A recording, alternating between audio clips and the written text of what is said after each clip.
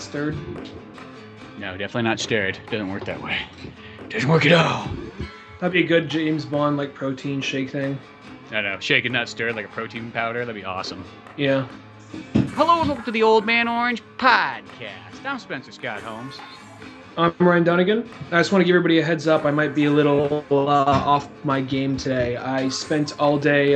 It's not a real move. I moved from one room in my apartment unit to another room, like the floor up, and it's a bigger room, so it is an upgrade for the same price essentially. So it all panned out, but I'm just worn out. I've been moving stuff all day yesterday. I've been moving things all day today, and I had the brilliant idea of having a cheeseburger and a beer for lunch, so now I'm just about ready to fall asleep. I'm like, oh, right, we got to record. So here I am. It sounds like a horrible combination, a cheeseburger and a beer. That's an amazing combination, dude. Just not for when you have to be active, like 30 minutes later. Yeah, I don't know. Sounds weird, but like a lot of times beers and certain foods, like, you know, people like beer and pizza. Like I always feel like that's not really that great of a combination. I don't feel like that goes together nicely. I like beer and milk. Or not beer and milk. I mean pizza and milk. Yeah, pizza and milk does taste good. I'm just saying, like, I was going to say beer and milk. I'm glad you like the pizza and milk thing because a lot of people are like, ew, pizza and milk? Dude, it's like fucking amazing. It is, but it's one of those things I get if it's kind of like you're at a party, like beer and pizza makes sense to me, you know, but at the same time, though, it's like, I don't know, it depends on your mood, so. Yeah, I don't know. It's a weird one. It's one of those ones I just don't get. But like beer that much because I know you don't drink too often. So yeah, well, yeah, that already is part of the equation, but still. But boy, we got all kinds of movies to catch up on. I feel like that's what this episode is going to be. It's like there was so much stuff that was just being like thrown out. I mean, like it always makes me laugh when you hear people go like, "There's not like any more good movies anymore." I'm like, "Are you fucking kidding? You just never go to the movie theater or whatnot? There's like good movies like every fucking week. Like, what the fuck's wrong with you?" I hate when people tell me that though. Makes me angry. Or it's like they have, I don't know. I feel like people would say that, like, it's one of two things. Like, there's people who just kind of, like, they're just not into it, and you can't be mad at them about that. Like, there's one, like, I think it's two, like, counterexamples of people who are just kind of, like, hard to impress. Like, you listen to, like, Scott Mosier on Smodcast. He doesn't seem bad in anything, but he doesn't seem, like, douchey or shitty about it. He just seems like, yeah, I saw Avengers. You know, it was superheroes fighting. It was cool. Whatever. I don't know.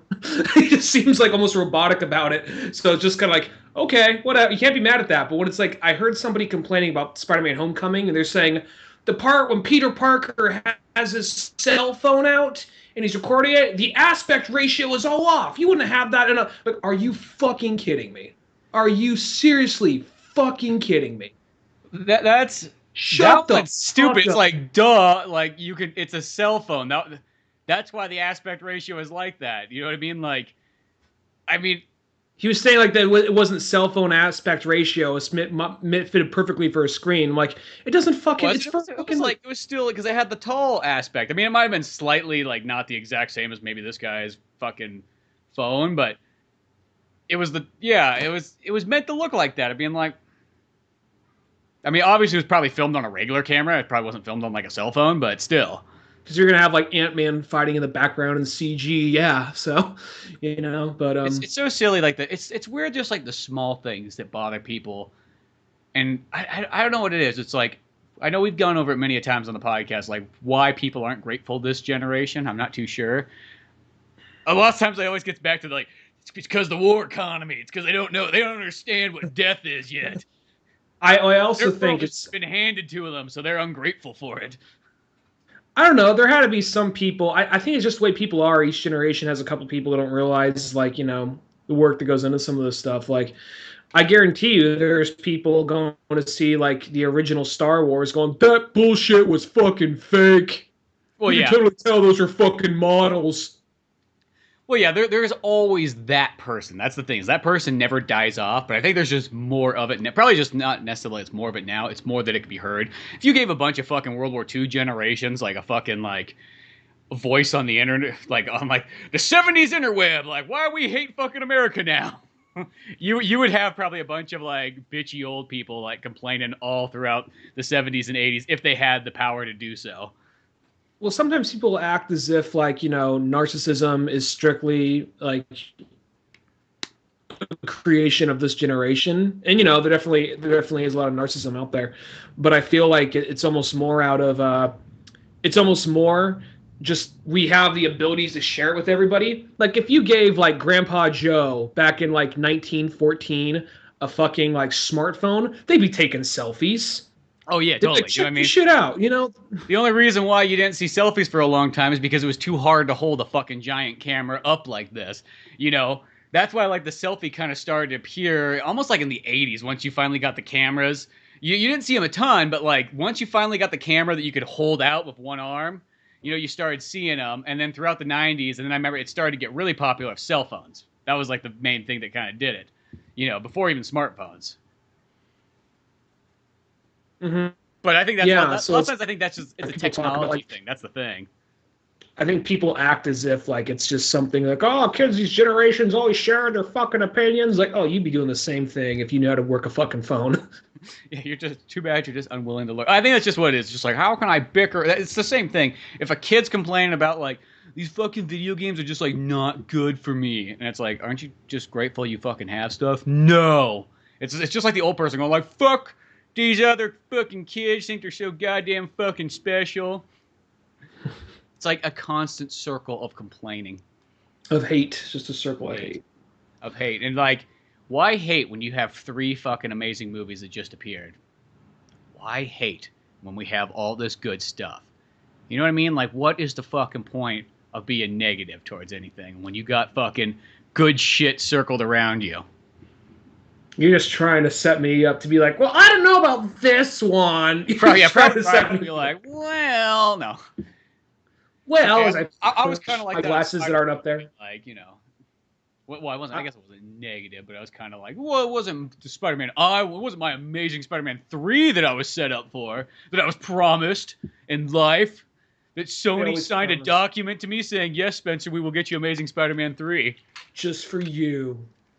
Well, they said Sonic the Hedgehog was coming out in 2016. Now it's 2018, and I'm at that point now. I'm not even like dying to see the movie. I just want to know what it is. Mm-hmm. I'm curious, because that's like elementary school Ryan's like, what? Just be shaking like, it's coming, and But now at the same time, though, I'm just like running through the streets, like it's coming. What, Ryan? What's coming? The Sonic the Hedgehog movie. Don't you know? It's coming. It's like, God damn it, not this again. Every fucking week until this thing comes out. He runs through San Jose yelling at the top of his lungs, it's coming. First we thought he was into some gay porn or some shit, but yeah, no. You know how those 8-year-olds are. It's coming. Oh, I bet it's coming. Next thing you know, you can't trust them. But like every single one of these movies that came out, it's like I guess these 3 movies that we keep like hinting at that somebody probably should know by now is like you had fucking Dunkirk, Valerian, and Atomic Blonde, and like dude, it was like it's just consecutive because I just saw them like because of that wedding that happened last week. It was like okay, that blocked my first couple times, but I just saw them like it was like every day I was going to the movie theater. It seemed like just about, and it's just like dude, one after the other. It's just like dude, they're just fucking consecutive, really good ones. And I don't know which one you want to talk about first. Let's get Valerian out of the way first because I just want to get the negative out of the way, I guess, so to say. Now, I didn't hate or even dislike the movie, but I kind of walked out of that one just being kind of like, it was a very pretty, good-looking movie. But I don't know, Paul Dano, he doesn't sell it to me as like a front man, as like I'm a secret agent. He likes doing like his Keanu Reeves impersonation. I know, that was the first thing I was like, I'm only 24 I'm like, he's got a really good Keanu Reeves impression. That was the first thing I thought watching that. Like, I'm only 24 years old, but I'm like this highly ranked soldier in this military, and even though I only probably like way older than that by now, because I was thinking about it, he was like, that's the guy that played cricket like in Lawless, like the retarded boy. They're like, retarded boy, you go down there and make that fucking moonshine so we could like look cool and pretty selling it.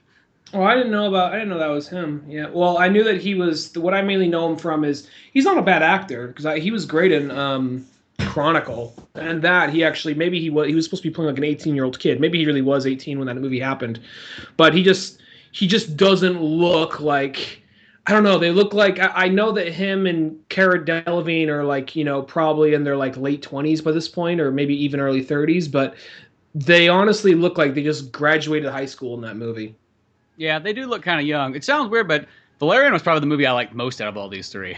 Really? Yeah, like I was really impressed with Valerian. Like I was already excited enough to see it, but like it blew me away like way more than like I expected. And I think the thing what I liked about it so much, it did not feel like a movie I've ever really seen before. It was very like I had no idea what was really going to come next. It reminded me of like reading Green Lantern comics. Like that's what I always liked about Green Lantern because you sit there and read like, well, I don't know where the fuck they're going to go this time, but what are they going to go? Here's some really cool space planet that has all kinds of stuff you've never seen before. It's not like, it's like Gotham and Metropolis. Well, no matter what, it's like, yeah, I've seen Gotham so many times. It's kind of hard to be surprised in Gotham. That's not saying that books can't be good, but you kind of know what to expect. But you read a Green Lantern one, and you really have no idea what you're going to get. And that's what I liked about Valerian is it's like, it felt like just super fresh. And even though it's like, one of those kind of series that's kind of been like picked and pulled and like used throughout the years by other series, it's like, well, there still was quite a bit there that, felt totally original again. Well, it's hard to kind of come up on as the thing like this is something that inspired Star Wars because everything that ever does that, they never really make a lot of money and they're never really well received because I don't know why. I mean, I do see what you're saying because this movie did have some different things, but I feel like don't get me wrong. Visually, I mean, I liked the world it took place in, and I liked certain like a lot of the alien designs and the creatures and all that. Even the action was good. It's just the two main characters were just, I don't know. The two main characters weren't selling it for me, and they're both in it the whole way through. Like he's just like, why aren't we dating each other? Come on, like, why aren't you part of my playlist? Like that whole thing. Like it was just like it looked like they just I don't know. I've heard this a lot, and I don't want to sound like I'm just mimicking, but I kind of see what people mean. They're like they didn't really have a lot of chemistry together, and they just seemed kind of like both. Oh, I'll say this: I thought Cara Delevingne was a little better, but Paul Dano just wasn't selling it to me. Plus, the one thing was, I remember when that scene first happened in the beginning, I was like, I thought they were brother and sister in the comics. Maybe I'm wrong, but so like, and then I was like, well, it's French, so that wouldn't be odd if that was like going on. It was like that was just an okay thing. Sister fucking. It's like Pepsi in France. Yeah. Because it's like, French movie, you can get away with this kind of stuff, so whatever. I don't think they are. Maybe they are. I don't know. I mean, no, I don't think they are by the time that movie was done, but like for some reason I thought that that's what they were. Like I was like, oh, I could have swore that's what it said in like that first issue of that comic, but maybe not. I will say this though, because they were brother and sister in this thing. If the aliens they were fighting the whole time were just bugs, wouldn't this remind you of Jet Force Gemini? Oh yeah, it totally would remind me of that. Yeah, Jet Force Gemini felt very kind of similar to this sort of thing, but no, I don't know. Overall, it's like yeah, okay, like the two main characters, I like. Yeah, maybe they aren't like the greatest, and I feel like the girl could have got a little bit more screen time. It felt like she was totally like the sidekick one, which you would have thought that nowadays they would have done it the other way around. I mean, I almost give them props for making the male characters still the main character, because almost this day and age, that's like not the thing you do anymore. But I felt like they should have been almost like a little bit more equaled out. Like why not give them both like the exact same screen time? Because I always just felt like, okay, I'm gonna go solve this problem, and he just starts running off, and it's like, oh, okay, I'll just stand here and like hold guard. I'll maybe work go on get the my computer thing until you need help. That was always kind of how the story sort of went. Or she got captured and then he had to go save her or something like that.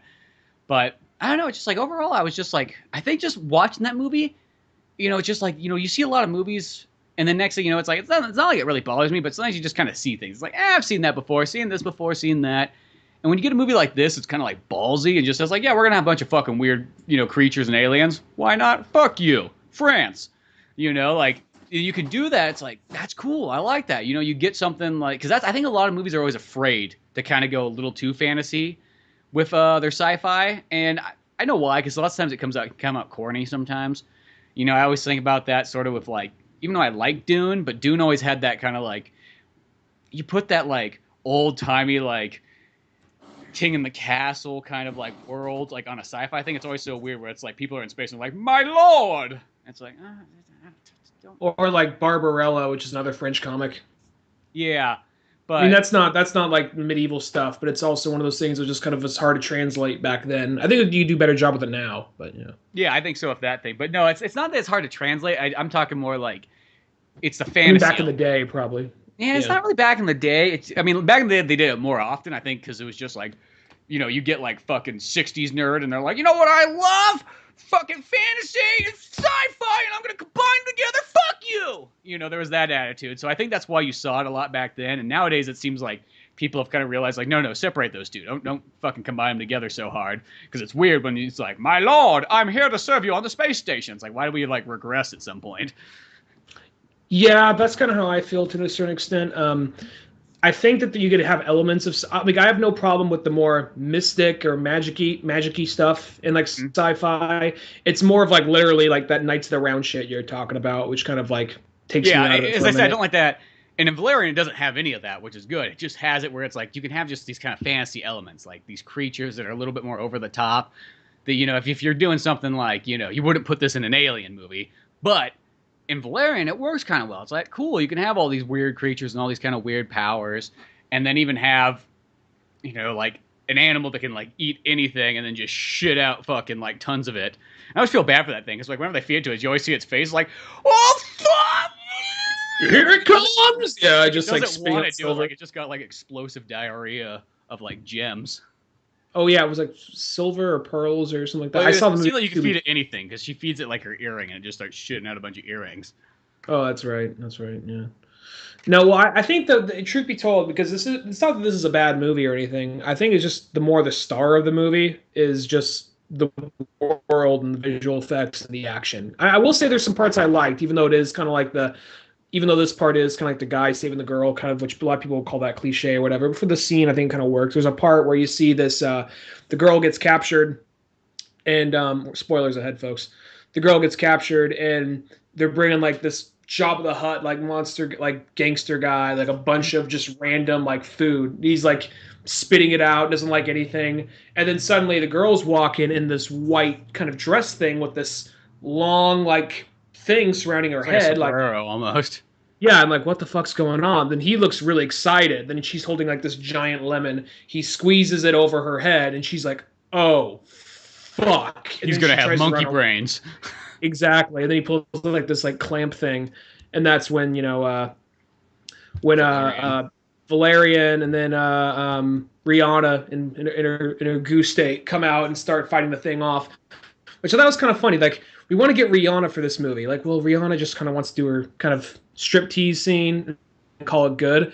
Like, okay, how about like shit? We already wrote it in there.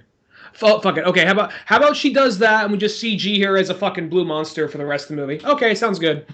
Well, it's because like everybody they had in the movie, in a sense, they're like little teeny cameos. There was like no major actors as like anybody. Because it's like they had Rutger Hauer, and he was like, "Oh, cool, Rutger Hauer's in it," and he's just like at the very beginning, it's like, "I am the president of the Earth. I am sending these people off, and that was my only scene." It's like, oh, that's all Rutger's gonna be in it. He's not gonna have any like hardcore rape scenes or anything like that. Like, what the fuck? But and then Ethan Hawke, he's like a pimp or whatever for like a little bit, and then what movie are we referring to? Rutger Hauer. What movie are we referring to? Flesh and Blood. Flesh and Blood. I don't think I've seen that one. It's a good one. It's like, it's one of those ones that's like all about like the plague in like, I don't know, 1500s or something like that. And it's totally like one of those movies where in the 80s they had like no problem just like, this is how life was. It was fucking serious and bleak. And Rutger Hauer's just like this heathen guy who's just like leading this army. They're like, fuck you, we're going to revolt against the king. And they're just like outside like fucking fighting everything because I think it's because the king promised them all this shit, and then like the second they won the war, he's like, "Get the fuck out of here, you peasants!" Oh, okay. I always think Blade Runner. I think Rutger Hauer. Oh yeah, I think that one too. But like this one's like the same time period as Blade Runner, maybe like 2 years after. All right, it's a what's his name? Paul Verhoeven movie. Oh, okay. That sounds like a Paul Verhoeven before he came movie. to America, I think, or it might have been his first American movie. I'm not too sure. Before RoboCop. Period piece with a lot of rape. Sounds like Paul Verhoeven. Yeah. It has like one of those like hardcore rape scenes with like, and it's the chick from Fast Times at Ridgemont High who's also in Hateful Eight. Oh, yeah, I know who you're talking about. Not Jason. Jason Lee. Yeah, there you go. Yeah, so it's like she's in there. She plays just kind of like this princess person, and of course the heathen people get a hold of her, and they're like, "Fucking rape party!" And then she kind of like gets 80s into new like wave being starts to Rutger play. Hauer. Rutger Hauer like takes it to her, keeps it for himself. And then of course like the prince guy comes to like hunt down. He's like, I will save her. I will get her back. You know, he killed my father. And then like I like there's a scene where like they just literally like take a bunch. I can't remember who does it, but like they take a bunch of like infected meat from like the from this poor dog that was like drinking blood from somebody who had the plague, and they chucked it over like into this castle, and that's how like they pretty much got them all out because it started killing them off. It's a pretty interesting movie. I'll just put that one there, Flesh and Blood. Yeah. I'll have to look that one up. But yeah, none of that in this movie. Yeah, none of that in this movie, and then yeah, it's like you had just other like little cameos here and there along the way, but no, overall, I was just pretty impressed with it. Like, I know a lot of people aren't really liking it for some reason. And I was like, it's probably because people hate French people. That's what I always associate to. Whenever a French movie just doesn't do good, it's like, probably just because people hate French people. It's like it's one of those like kind of like I think most people know it's that's like okay. Like in America, it's like you can hate a French person and nobody will judge you. I don't know why that is. It's like the allowed racism. I think if you're like the same skin color, or if it's more of a cultural thing than it is like a skin color thing. But at the same time, though, I don't even think most people know it's a French movie. I think that it's mostly just people maybe they see the name Luc Besson, like no. Well, it's the reason why is because like now the French have been kind of smart for the last 30 years. They can pretty much hide French movies to Americans because they stopped doing like French movies like in the early 90s, and they just started going like, wait a second. We can do this. We'll just make the movie in English. You know what I mean? Maybe once in a while we'll just grab a couple of either an American or a British actor. And there you go. French movie. You know, I think like you get Jason Statham. That's the only thing that's not French in that movie. Or like from Paris with Love, you get John Travolta. The only thing not French in that movie. Yeah, that's how I do a lot of these now. So even that movie, it wasn't a very good movie. That movie, I think Lock Up or Lockdown. It was that Guy Pearce in space prison movie. That one, that was a French movie as well. So, I think I remember that one when that came out. Sort of. Yeah, it was kind of, you know. Yeah, I don't remember being like great, but yeah, there was that one. And then, but you know, I thought that they kind of what was. I heard that like originally this movie was supposed to come out way sooner, but then James Cameron was coming out with Avatar, and then after that, he backed away. He's like, "Oh, wait, okay." He's coming out with Avatar. People are gonna make these things too similar. Let's back away. And he revitalized it, made it what it is now. But even before that, when he made Fifth Element, he was planning to make Valerian, but then there's some troubles with the rights and all that. Like, I'll just make my own thing that's very Valerian inspired. Well, I remember like when he said that it was like Avatar was the one he said he saw. He's like, when I saw Avatar, that's when I realized it was possible to do a Valerian finally. That's what he said there. So it wasn't really? They were coming out at the same time. It was he saw Avatar and said, "Fuck, the CG is finally there." Because I think that was the thing. That's the reason why he never really wanted to do it before. He's like, I just didn't think the technology was there for that type of movie yet. Well, this is one of those kind of movies. I bet you it does like way better in Europe. Because here's the thing: nobody knows what the fuck Valerian is in the U.S. unless you're like hardcore into like European comics.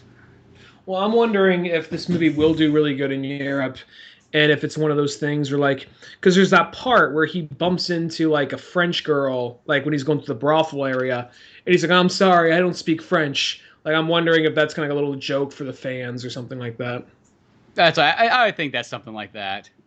But I really think that's probably what it is. I bet you this movie will do great in Europe, and in the U.S. I mean, like, it had a decent turnout when I was there. I mean, there was people showing up to it. I was kind of afraid I was going to go in there and be like, nobody in there. It's like 5 days in. I mean, the show times dropped off real quick, I noticed. It was like all of a sudden it's like only being shown twice a day, which is never really a good sign. When there's fucking movies like Wonder Woman that's been out for like a couple of months, still has like 6 showings, you're like, oh Valerian.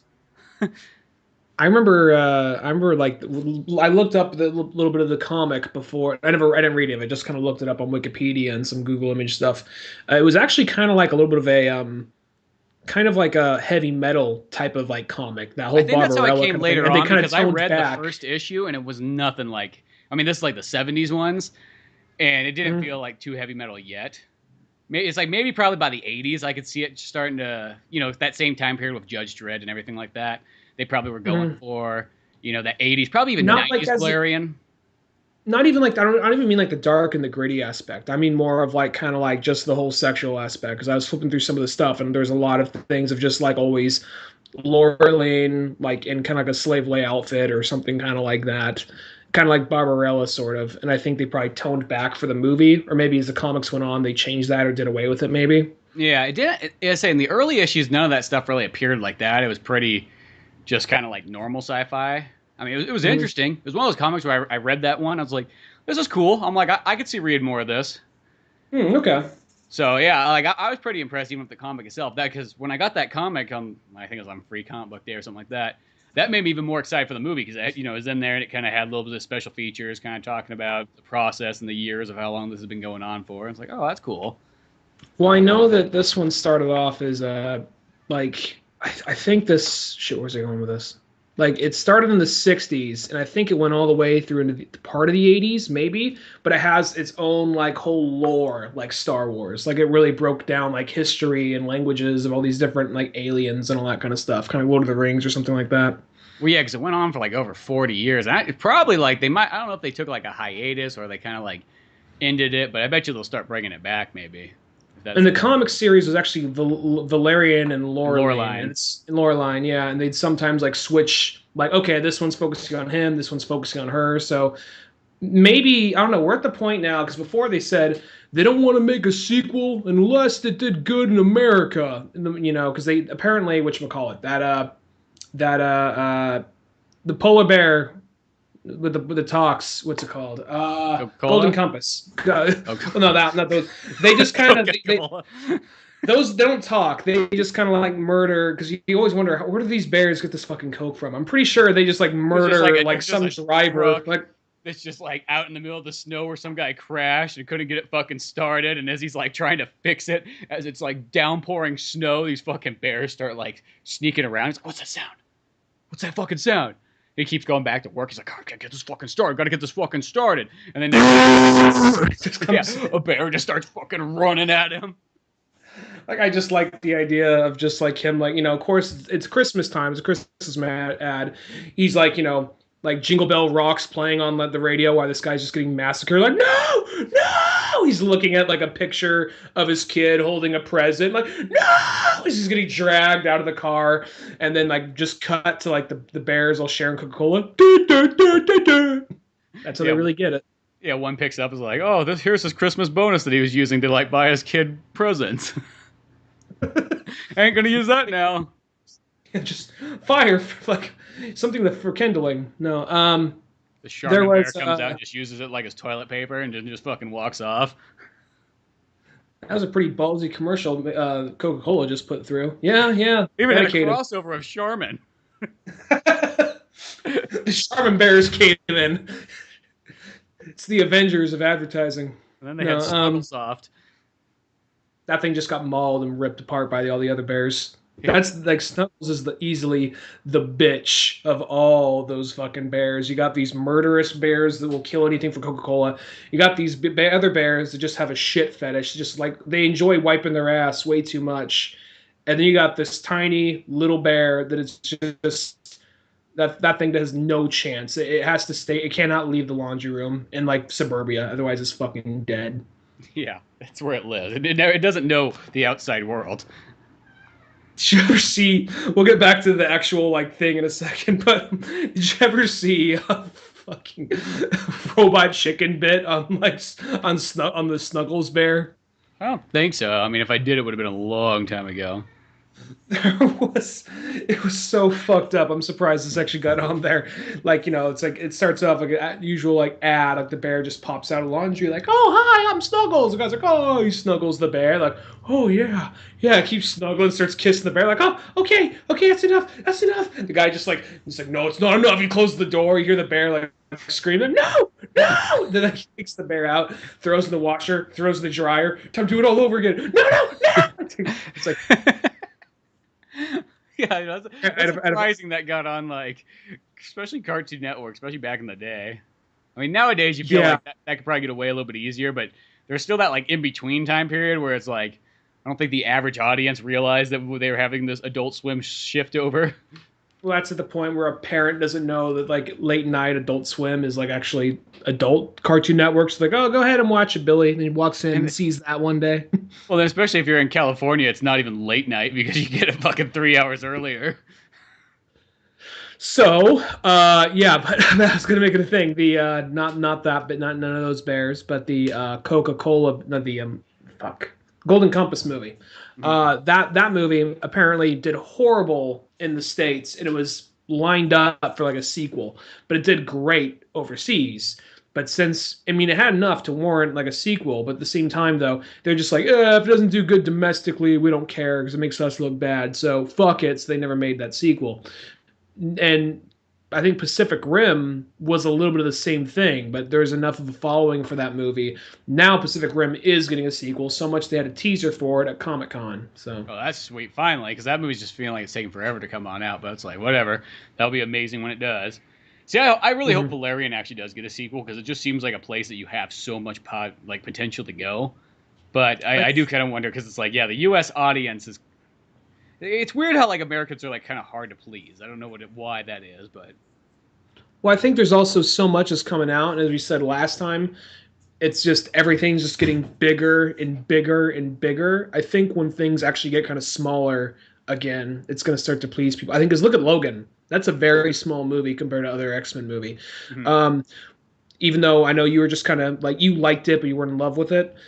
Spider-Man: Homecoming, that was a much smaller Spider-Man movie and a much smaller Marvel movie. Yeah.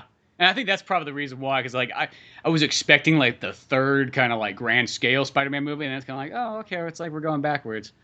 You know, it's like, oh, And I okay. kind of I haven't seen like I haven't seen like a small Spider-Man movie in a long time. Even the first Spider-Man movie felt pretty big, so I thought it was cool seeing like the small time one. But regarding this though, I think that even if it doesn't do good here, it might warrant a sequel because you might get enough people in Europe that want to see it, and then you get enough people over here that were like fans of the comic, like okay, here we go. Well, plus I think also because I mean it's not made by really any Americans at all. It's like you look at the audience, it's like or the credits, and it's all French pretty much. Hmm. So by that standard, it's like, well, we might just make it anyways. I don't know. It might have had some producers from the U.S. because you know obviously it was a huge movie like expense wise, but I don't know. I hope it does for another one because, as I said, I liked it a lot. I was really impressed. Like more impressed than yeah a lot of other movies I've seen this year. I mean, I liked it way more in Spider-Man: Homecoming. I liked it way more than a lot of other things. Like Hmm. I think just because it just felt very fresh. It did not feel like something I've seen or you know maybe that's the thing too. It's like well I never really read the comic other than that one little issue, so I don't know a whole lot about it, and that was kind of cool just to have.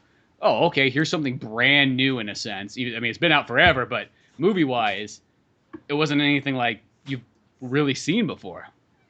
Not to be stuck on that Marvel dick, but I think that's one reason why I like Guardians of the Galaxy so much, and one reason why I don't really want to read the comic because I know that it's all connected to Marvel, but I really know other than it's set in space. There's a rocket. There's a raccoon named Rocket, and there's a tree.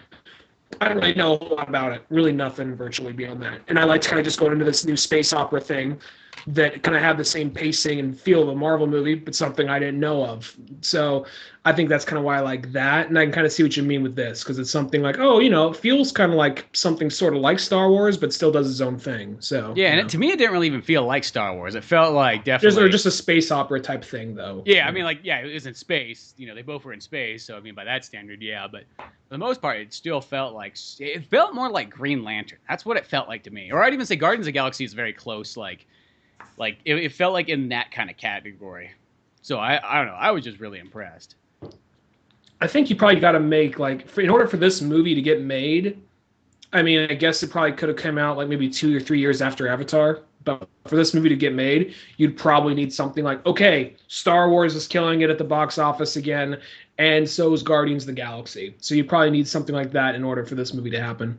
And I bet you that's what kind of got the movie off the ground was that like, hey, people are seeming to like sci-fi again because we're at this point now where it's like there's like a sci-fi movie like almost like every other week. So Hmm. I think that helped. It's just like, hey, people are into sci-fi right now. Let's throw this one out there. Boom, we're set. Yeah. And I wasn't like in love with the movie. Like I said, I really liked the visuals and I kind of liked everything but the main character. So, Yeah, well, the main but character, I think because he was kind of a little bit douchey too, just like, yeah, whatever. fucking leader of the Space Rebellion. Fuck you. Do whatever I want. Well, no, because there's even this whole like off balance of what he does. Like the whole beginning, he's just kind of like, he's like, listen, bro, I do what I want. I'm a space cop. I do what I want. I don't play by the rules. Yeah, like that's why you should marry me, because I don't play by the rules. You can't help it. You're all over me. You just don't know how to handle me. That's all it is. He's like, no, it's not. Fuck you, whatever. And then we get to the part at the end where she's like, we gotta hand this to the authorities. He's just like, no, we can't, we have to hand it to the authorities. We gotta do that. Like, he's like, what? I am an FBI agent. I can't. Exactly. Like, he like switches, yeah, I know, it's kind of weird, he like switches over, and it's just like Loreline's there, but like, I don't even know what the fuck her rank is. It's just like, it almost reminds me of like, sort of like in The Watchmen, it's like, this woman is placed here to keep fucking Valerian in check. It's exactly. That's all she's kind of there to do. Like how like Laurie's just there to kind of fuck the big blue spaceman. That's almost how this one felt. It had like that same feel. Like this is just so he doesn't go crazy and kill us all. And like this right here, like because he totally flips from being kind of like I don't play by the rules to literally saying, you know me, I'm by the books. Just like since when? Since when? Like we just got to do it because I play by the books. We'll let the courts decide. Like don't get out of the courts. Blah, blah, blah. It's like, then you know they're gonna land on it, and you know it's just. I felt like they're trying so hard to make it like emotional right there, but it's just like no, you guys should have set that up earlier. So I don't know. Yeah, I mean like it is what it is for that. It's not enough to. It is just one of those ones like I think it's like it sounds weird, but the Valerian main character like in that.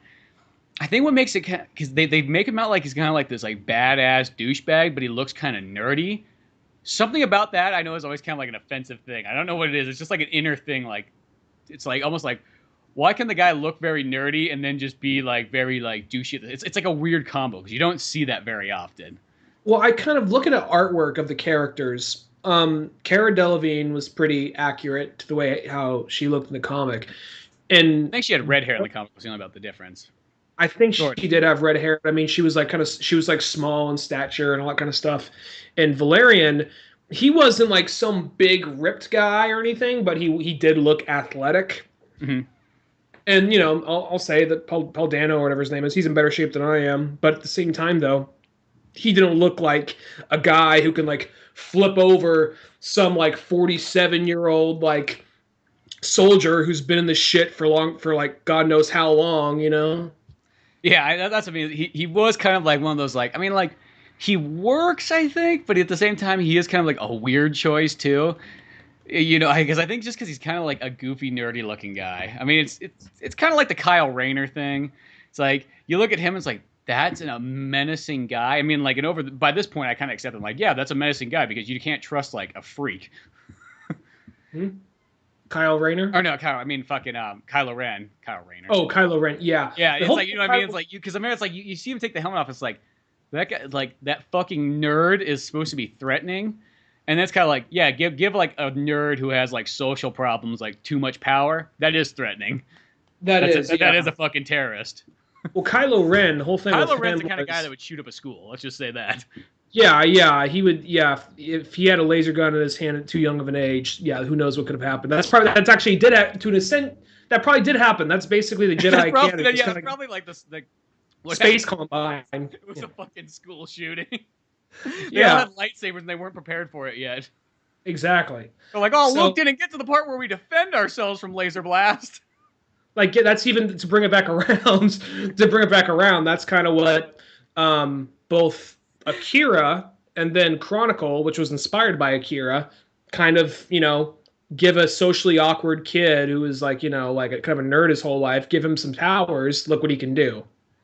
It'd be funny if there was like they made just like one of those like in between Star Wars movies, and it was literally like pretty much like the Columbine fucking Star Wars movie, just about like where Kylo Ren fucking like breaks like the dark, like the very bleak dark drama, like that movie Elephants. He's like, yeah, I'm going to fucking Jedi school. Fucking these guys are a bunch of douchebags. Like nobody likes me here.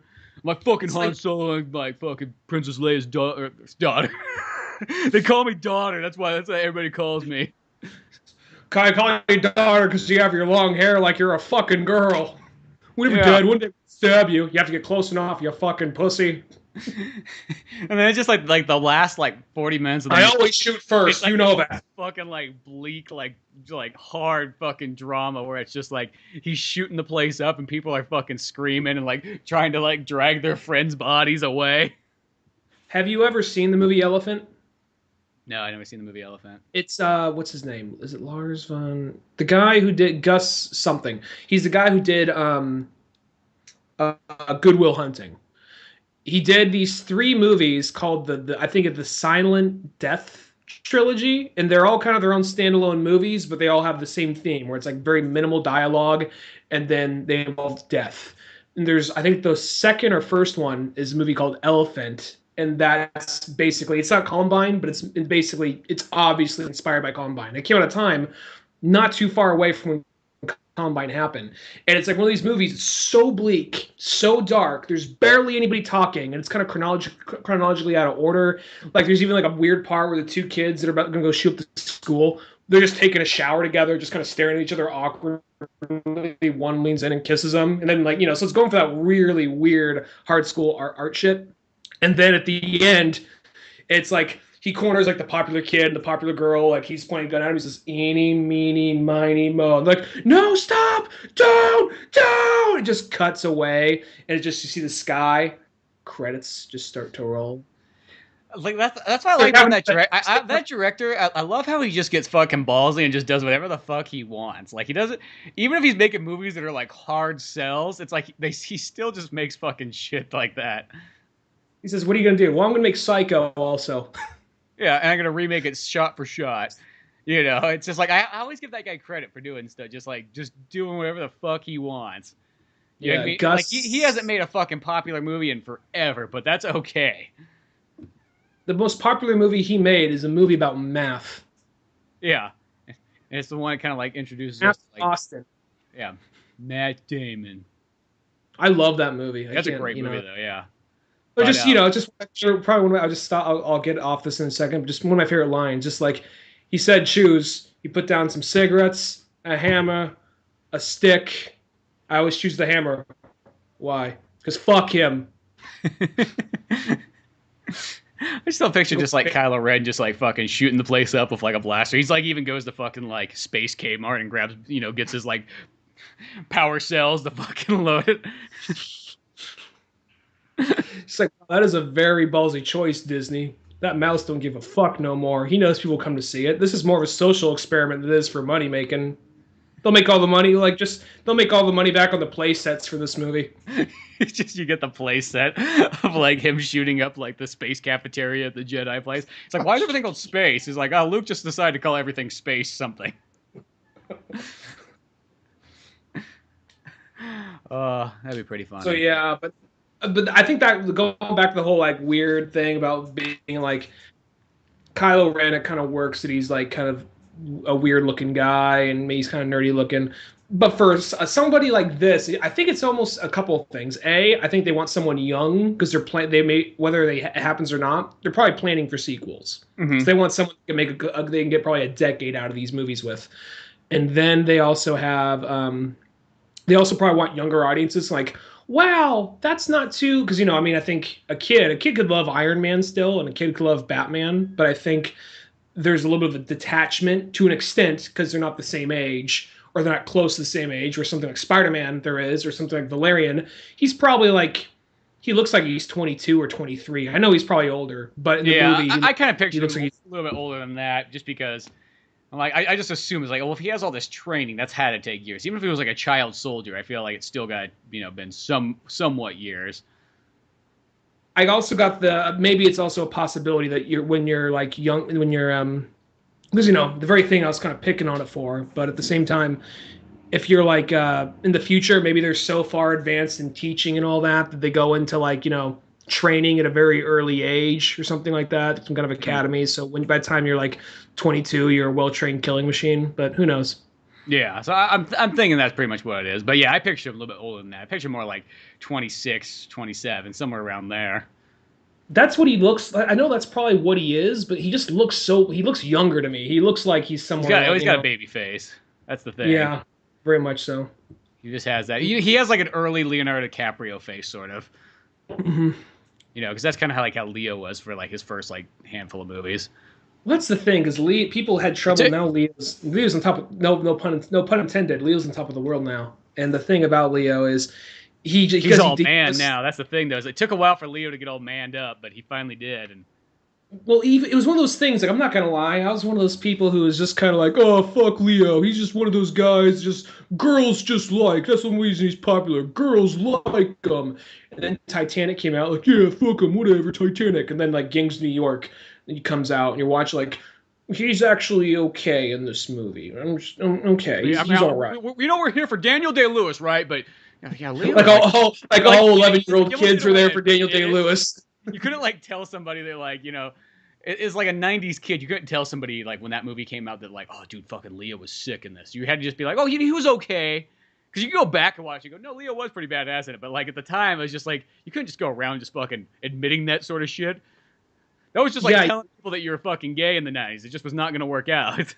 That was also that thing where like one kid on the playground would say, "If you like any Leonardo DiCaprio movie, that means you're automatically gay," or some shit like that. You know, some stupid kid. Go home thinking about that, be like, oh, you know, I can't like a Leonardo DiCaprio movie. He said it. It's got to be fucking true. Why would he lie?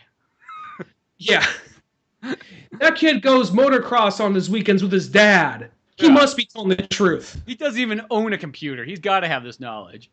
Yeah. No. I believe it was. I'm just saying. I'm speaking from experience. It was literally that kid that lived in suburbia. Yet their parents had like dirt bikes. Would go off like, "You guys aren't man enough. It's a stupid video game." It's always that kid. But anyway, and then like he did Aviator. Like, oh wow, he is a good actor in Aviator too. And then by the time he did Departed, I'm like, all right, yeah, no. And it's like, well, really, it's like ever since Gangs of New York, like every single movie he's pretty much done has been like really badass. And actually, an early one that's actually pretty cool is Man in the Iron Mask, but I don't remember that one. I know of it, but I don't remember it so well. I gotta watch it again. But I remember like just his him playing Billy in Departed was like my thing. Like, okay, Leo, okay, I give, you win. Yeah, and not that he was even probably seeking my like I'm sure like, oh yeah, the guy who fucking talks into a microphone screaming dick jokes. I have his approval. Good for me. All right. But it's one of those. It's probably like the Valerian guy. He's probably like that too. You know, we'll probably look at him in some of these early movies and go, look at that fucking pussy guy. He played the crippled guy in Lawless, and he did this and that. But you know, maybe in 10 more years he'll fucking kind of man up a little bit more. And I feel like he's like trying to man up in this one, but it's just like kind of like it's not really there. You're just kind of like looking at this guy like, why is this guy so douchey? Like, you really feel like this guy needs like a fucking flat-billed baseball cap as he's like running through space. Like that's how it kind of feels. Flat-billed baseball cap with the monster emblem. Yeah, exactly. The side slightly. Yes, slightly cocked to the side. Has a tap-out shirt that's like one size too big. Mm-hmm. But no, for overall though, I like that movie. Yeah, exactly. But overall, I like Valerian. I had a good time with it. I thought it was really fun. But I guess we can go on to another one, or else we're gonna go on forever. I'm fucking this guy. But then there was Dunkirk, which Dunkirk was totally sweet. It was one of those movies that remind me of like, it's British, and this is how it was in war. It was very serious and bleak and cold and cloudy. Yeah, Dunkirk was like it's not like a war movie that kind of has like there's like not really like a whole lot of like that like yeah. It's all just like we don't want to fucking be here. It even played it off at home that are waiting for me to snack on and all down get enjoy them. Well, even played off on that aspect of being kind of like, because you know, even though they showed people being afraid, like in Saving Private Ryan, a lot of them were just like, "Fuck yeah, man, let's kill some fucking crowds." Where this one, it was like, let's just get the fuck out of here. And most of the people, like, it's one of those things that it seemed like how, I mean, I know this happened, but how I'm not sure if like some of the stuff is actually historically accurate. Like, I don't know if that's I could see it being totally fictionalized, but the whole story about like the guys on the boat going to rescue people and then bring them back, and you know, in the process, the one kid that's true. That feels too weird to like just whip into a movie. And I just feel if Christopher Nolan, I don't think he would stretch it that far, just making shit up.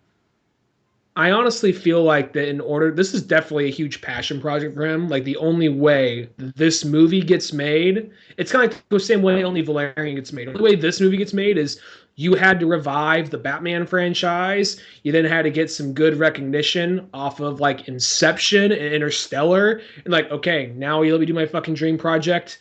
Like, okay, what's your dream project? A war movie about Dunkirk. Oh, that sounds good. I want no CG. I want to use real planes. Wait, what? You fucking heard me. Well, it's one of those ones like I don't think it's this movie probably wasn't that hard of a sell because World War II movies always are pretty like easy to get out there. I just think the cool thing is like most World War II movies you always see are mostly always from an American perspective. Very rarely do you get them from like other countries. So I think it's cool to have a full on just like it's all British all the way, nobody else. A couple French guys. I mean, I don't think that's not that a World War II movie is a hard sell, but I mean, just like they had to say, we could CG that shit, right? Like, yeah, I know, I don't want to use it, and I also want to use film because I saw this movie on 77 millimeter presentation, 70 millimeter. and what? 70 millimeter. Is it 77 or 70? There's no or 77. It's 70. Okay, whatever. I knew there's a 7 in there somewhere. Maybe just added one, but no. But there is. I saw it in that presentation, and even I heard even like when they had rows of people lined up, like going on like the distance shots, those are apparently cardboard cutouts. That's cool. Like he was that dedicated not to use like CG for this movie. Well, that's the thing about Christopher Nolan is he is one of those directors that just kind of goes above and beyond like the regular thing. That's why like he's one of those kind of directors that because this I'll say this the Dunkirk trailer was showed so fucking much. It was to the point where it's just like every movie is like fuck. Dunkirk and the fucking Transformers 5 trailer were always like guaranteed. And it was just one of those ones like if it wasn't a Christopher Nolan movie, I might not have went and saw this movie like right away because I would have been so burnt out from the trailer. But it's like it's Christopher Nolan, so it's gonna be fucking awesome. And it's just so weird to like to shove this movie down people's throats. It's like, dude, you can show a trailer like every couple times, like every other movie. Like I don't know who the fuck thought like somebody at like because was it a Warner Brothers movie? It was Warner Brothers, I believe. Somebody at Warner Brothers was like, dude, we gotta fucking make sure people see this shit because. Who knows? It's gonna be a tough sell. It's in British. We might have to put subtitles on it. You laugh at this, but that's like in the olden days. That's not that far off. Oh, I know. They dubbed Mad Max. Yeah, they dubbed. I know it's an Australian movie, it's Australian, but it's like, it always makes me laugh when they do that kind of stuff. So that they thought, oh, it's all British. It's gonna be a hard sell movie. We gotta fucking like make this trailer show every single time. And then they even got to the point where they had those trailers that like between every other trailer, you'd get like a 15-second trailer of Dunkirk. I was like, what the fuck? Stop this. This is too much trailer. But overall, this movie was fucking awesome. And what I liked about it is because I remember like I looked at the thing, I was like, this movie's under 2 hours. I'm like, that's short for a Nolan movie. I don't think I've ever seen a Christopher Nolan movie under 2 hours, except for maybe some like his like first two ones. Might have been around Insomnia, maybe. Yeah, Insomnia or Memento might be like under 2 hours, but just barely.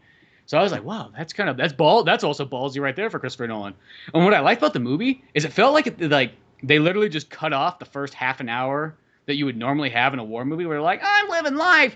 I can't wait to do this. Let's go join the military. It's going to be so much fun. Yeah, military kicks ass. Woohoo. Let's go into training camp now. Okay, we're in training camp. It's like, they fucking just cut that off. It's just like, fucking it, we're already in Dunkirk. Shit's going down. Grab that fucking body. Let's go run. What are you guys doing? We're going to take this fucking body in there. Oh, okay, that sounds a good idea. Hey, you French people, get the fuck out of here. This is English. England. Okay, we it's like, dude, we hear you. Just you get one of those like really douchey English people stand there as fucking guard.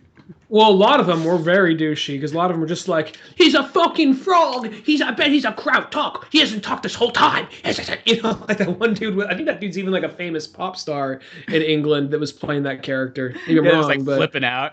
But like that's the guy that just catches on fire when he comes into the water. You were just into that movie. Like the fucking beginning of the movie was just like you just got dropped off, and I thought that was awesome. Just fucking cut the bullshit and just get straight to why you're here. Well, also, I think this is kind of like, I mean, people don't really regard the movie as well, but, it's kind of like it was a big deal when Pearl Harbor was coming out, because that was a big deal for Americans. And I think that, I mean, I'm sure, I know there's been movies about Dunkirk before, but I think for like a British filmmaker making this movie, this has to be huge in England right now. This Oh, I movie. bet. I bet you this movie's like ginormous there. And the thing too is Hmm. like, just dude, like everything about it too was just like had awesome action in it.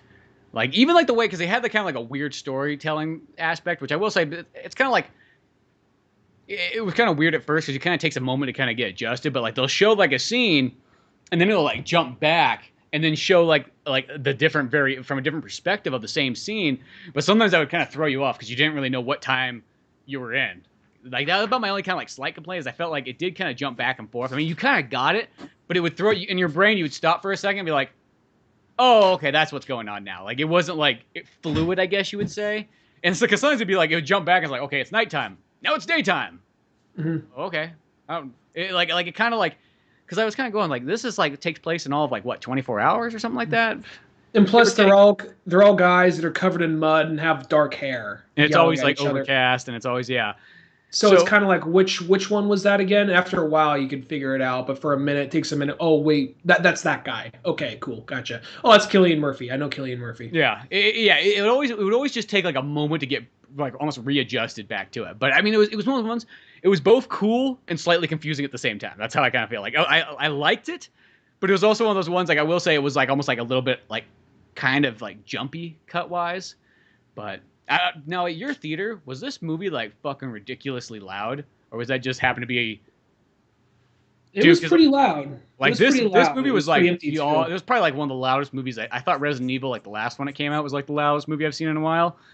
Dude, this movie was so fucking loud. It'd be like when the planes came by, I'd be like, and the fucking chair is shaking and everything like that. And it'd be like, dunk, dunk, dunk, dunk, dunk, dunk, dunk. And you could just like fucking feel it like hitting you like you're at a concert or something like that. You're like, Jesus Christ, why is this movie so goddamn loud? I mean, I'll say it was cool for the fact that like, oh, awesome, like it makes you feel like you're actually there. Like this is like the movie that would have gave somebody fucking like war flashbacks if they were still alive.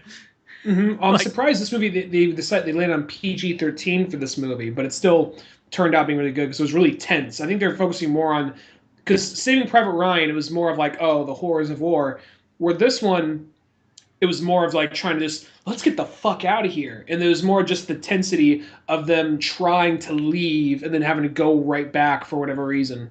yeah, exactly, and everything like that, and just like, and then also Tom Hardy was just fucking amazing in the movie. It's like Well, the plus you didn't pilot. realize it's Tom Hardy because he has the mask on the whole movie, Well, and then the very end. at the very beginning, he has it off.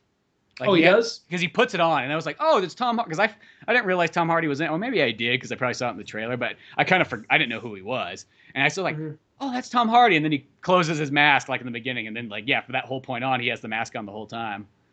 No one cared who I was till I put on the mask. He puts the mask on, and then all of a sudden he just starts talking like that.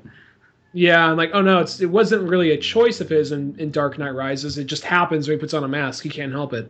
That's just how he talks when he wears. It's Masks. a weird echo chamber that makes his voice sound like that. It's like also No, in Mad Max when he has like the fucking strap thing over his face. He talks like that too all of a sudden. good thing he only says like 5 words in that whole movie. But no, yeah, Tom Hardy's character was so cool, and I was like so glad this because I thought the whole time like, oh, dude, he's gonna fucking crash and die because they keep saying that like, oh, my fuel gauge went out. That's okay. Frank's got me covered over here. He's like, I got half a gallon left or a half a tank left, and he fucking writes it down.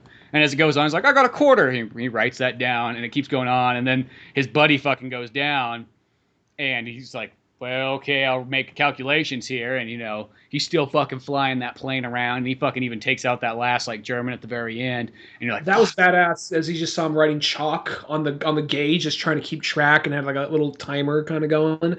And just like you think like, because there's that part. Because I'll be honest, I don't really know much about Dunkirk. So the part when the Germans coming in, I'm like, oh fuck, they were all so happy a second ago. Oh fuck, that all of a sudden he comes in just fucking gliding in and just fucking takes that part. plane. That has to be true. That part has to be true. Yeah, I feel like it's so ballsy to throw that in there if that wasn't. And that's the fact that like he comes and then he goes and he lands on the beach. I'm like, oh, he's gonna, because I just kept thinking like, dude, I don't know where he's gonna go down at, but he's gonna go down at some point. And I was just glad that because he goes to land and he has to fucking pump those wheels back out. Now they're not even coming out automatically. It's like fucking pumping that out. So it's like it's a great buildup, and he finally lands, and then of course the Germans come and get him. But you're like, That's not a big deal. Like going to a German prison camp, what I've learned from movies is not the biggest deal. Like if you're a soldier, if you're a Jewish person, expect the worst. But if you're a soldier, not so bad. They'll give you chocolate bars and everything. You play baseball? Yeah, you get to play baseball. You have to look up and see if that guy actually survived, because I'm wondering about that, because he killed a lot of Germans right there. Yeah. So maybe like, this is the one. So maybe they do like off him. So hopefully in real life that guy made it out. But that whole movie, though, I will say, because there's the three different stories. There's a story about the two guys just trying to escape. There's the story about the guys in the air, Tom Hardy, and then the other dude who crashes. And then there's four stories, because then there's the guys in the boat. Yeah, the guys in the boat. Yeah, the guys in the boat going over there. No, not those boats. I said three. No, yeah, you said three, but there's four, because there's Tom Hardy. There's the two guys, who's like the guy that starts off at the beginning, and the random guy he finds burying the person, and then there's the old man and like his boy and his boy's friend. They're like, we're gonna go save people, or have a yacht. I'm gonna go do it. And then there's the guys that are all like kind of like trapped in that boat that are getting shot at. But that was the story of the guys who were trying to escape. Like that was the two guys trying to get away. Oh, I guess that's right. I forgot that did tie up into that. Okay, never mind. Yeah, you're right there. Mm-hmm. And then the poor French dude, because for a while I'm like, that guy didn't speak for a while. Like, he's a fucking kraut. I know he's a kraut. And then he's all like, he's a fucking frog. Like the one even guy. Worse. Like I was saying like they were just trying to make it like, look at England getting away. Like England like, yeah, fuck all these French people. We're out of here. Yeah, exactly. Kind of. It felt bad. It's like English only. I know we came to help you, but fuck off. English only. Yeah, fuck off. But yeah, well, even those ones, like every single time they got, well, you know that the second they got off and they watched that boat go off in the distance and then it fucking sank, you know some of those French people are like, yeah, that's what they fucking get. Fuck their boat. Yeah. You know what I mean? There had been a little bit of that, like, yeah, fuck those bastards. You think they're so fucking special. Or there's the part where like, they get on there. That's just gotta suck. Well, just to get on there and be like happy for a second and just be all like, oh, like have some tea. Here's a blanket. And look, they put jam on it. Oh, how special!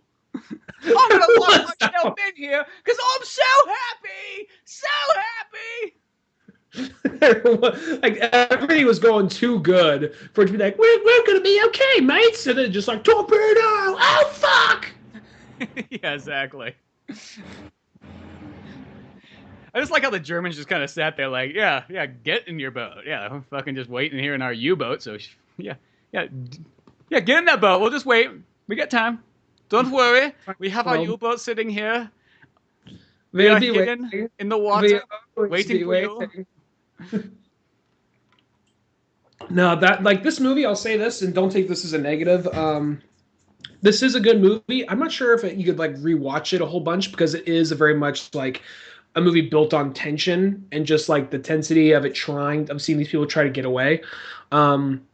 So it feels kind of like, to a certain extent, I mean, I like Dunkirk more, but it feels kind of like Black Hawk Down, where it's more of just kind of like one long, like drawn out, and I don't mean that in a bad way, but one long, just like mission. And that's kind of what this is. It feels one long mission.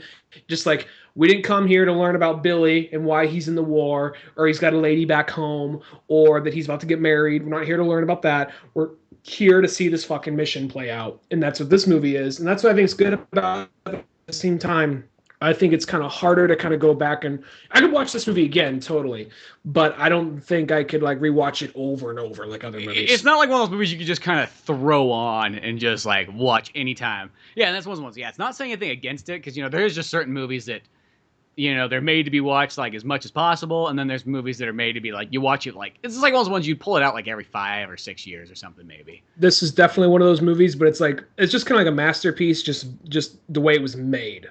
Just the way alone it was made is like worth seeing. The amount of effort that went into this thing.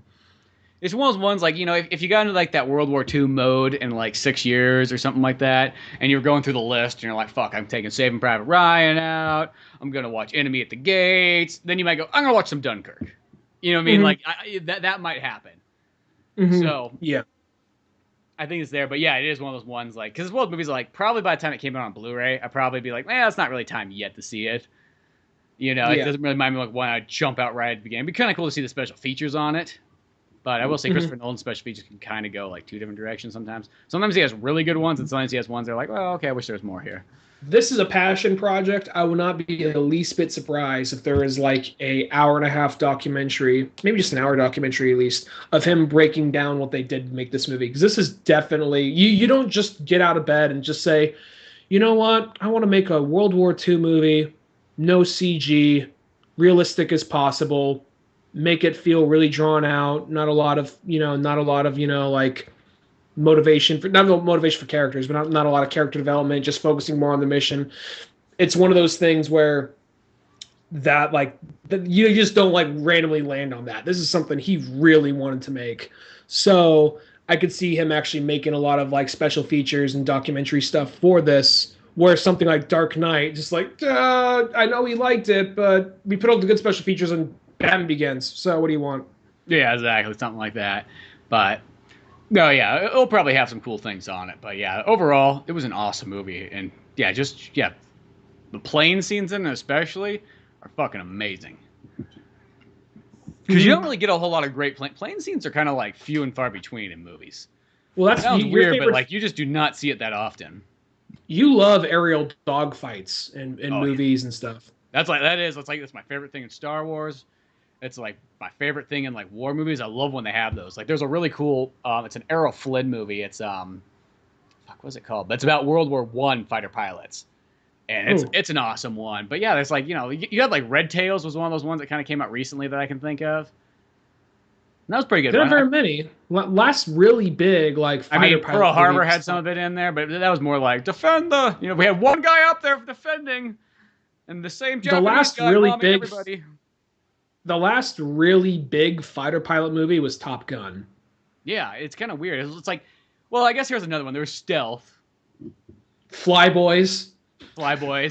Yeah, there's that one. There's Flyboys. And then they come out, but they're not, you know what I mean? Like the big ones, the big World War II movies, like a lot of times don't have like a whole lot of planes in them.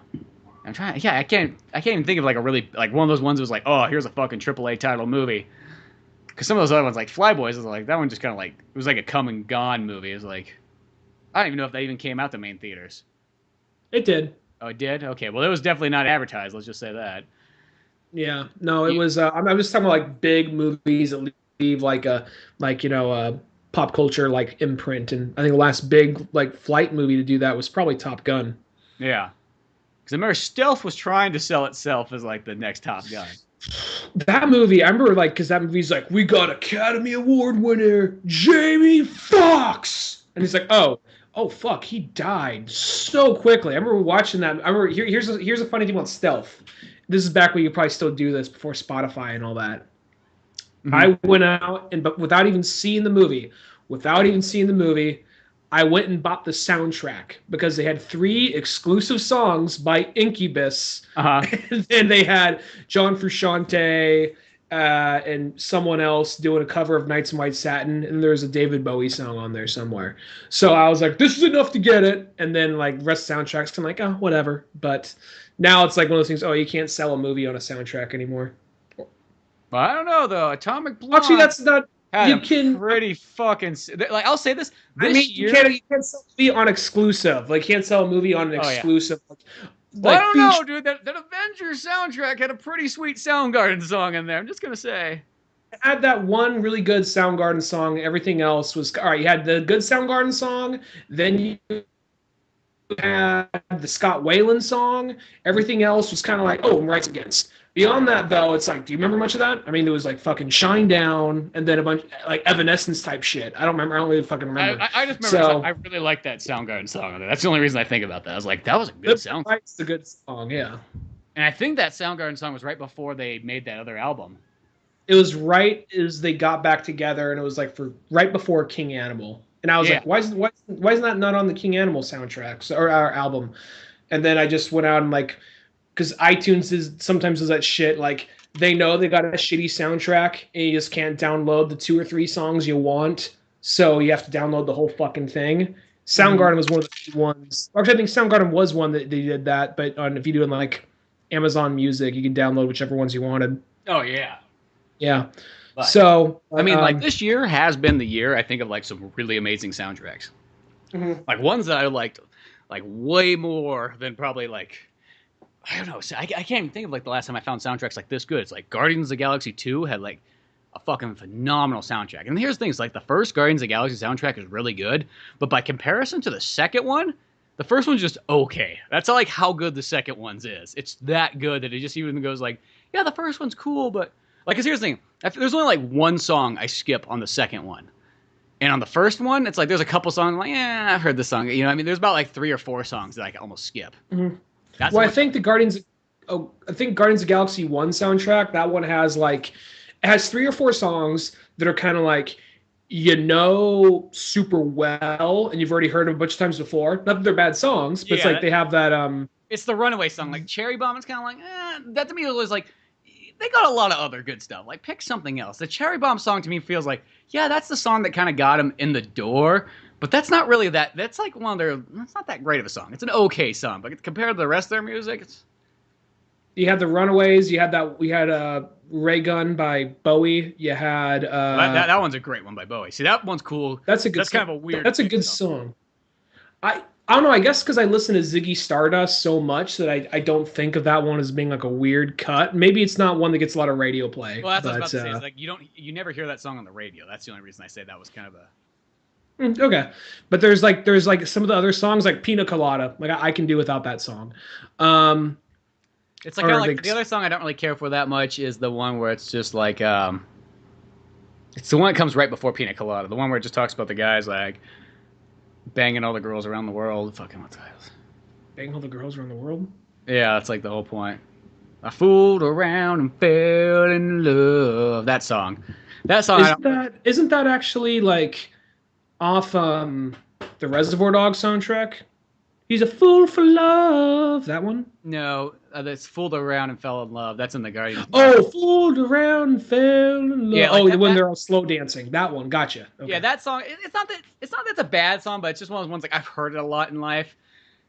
It's kind of like whatever to me, but yeah, there's a handful of ones on there that are really good. Like I like the Ooh Child song a lot. I like the fucking one that's in the very beginning, like the Redbone. Your Love. Yeah, too bad that there's no fucking other good music by that band. Have you ever listened to that band? No, my roommate. None of it is like. It's like I listen to that album that song comes on. Doesn't sound fucking at all like that. It's like almost like it sounds like a completely different band came in, recorded one song, and then they're like, "Fuck it, you guys finish it up." I'll keep that in mind. It's really not that great of an album. It's just like, that's kind of a bummer. They're totally like the one-hit wonder band. Well, that's what not all of it, but like half of the stuff on there is one-hit wonder. The second movie has like 2 or 3 big songs. Like you had the Cheap Trick song. Yeah, Cheap Trick. You had Fleetwood Mac, and then the Fleetwood Mac's the only song that like I just skipped that one just because it's not that it's a bad song. I've just heard that song like way too much throughout my entire life. It's kind of like nope, not gonna listen to that one. And then like Cat Stevens, Father and Son, and beyond that, like that big. I mean, Cat Stevens is still like a big artist, but he's not like you don't really hear his music on the radio. Let's say that.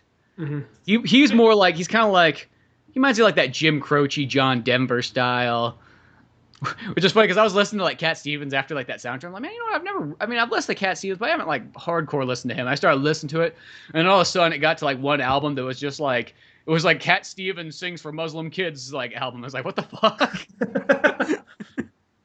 He was, I'm not sure, maybe this was just like right after 9/11. I don't know if he still is, but he was like considered to be like, he's an enemy of the state. Why? He believes Islam. Like, I don't know, maybe he said some controversial shit. No, he's been like Islamic for probably since like the 60s or 70s, like for a long time. So the second that 9/11 happened, it's like, it's all Cat Stevens' fault. I knew it. We're on to you, Yusuf. Yeah. You Yusuf'd that plane to help Osama. Like trying to make words out of all this stuff. But yeah, but like speaking of Yusuf should have seen it coming. I don't know. I almost had it. It's like, and then like you get like the Baby Driver soundtrack. Like, dude, that soundtrack, I've listened to that so many times. It's like, dude, it's so fucking good. the Baby Driver soundtrack, the thing about that one is it is a lot of weird stuff. And then there's certain songs that open up and you think it's like another song, like, oh, that song's sampled from this song. That's always kind of fun when you hear like music that's like been sampled before. It's like, oh, this is the original one. This is the poor bastard that got ripped off and probably is like living in a box on the corner of the street, you know, going like, I used to be somebody. Like, I think Baby Driver had like probably 3 or 4 really big songs, and everything else is kind of like stuff that's like, oh, I kind of know this band, or like, oh, this song, I haven't heard this one in a while. And you know what I mean? There's also some songs too, because at first I thought that soundtrack was all a bunch of like 60s and 70s and 50s and stuff, and then it's like there's a couple songs on there. It's like, oh, here's some cool like somewhat like 90s and 2000s modern stuff. Yeah, there's like a Blur song on there, and then there's what's his name, fucking well, whatever. There's a couple like modern guys on there that are like, but they have like retro, you know, like that kind of like. Danger Mouse? Were you saying Danger Mouse? He did a remix with some rappers. That was a remix song at the end. That one doesn't sound like a retro song, but the rest of them do. But you know, like those kind of bands, like around that Jet era, where like that sort of '60s thing was kind of coming back, like late '90s, early 2000s, when it was like cool to be like a mod again.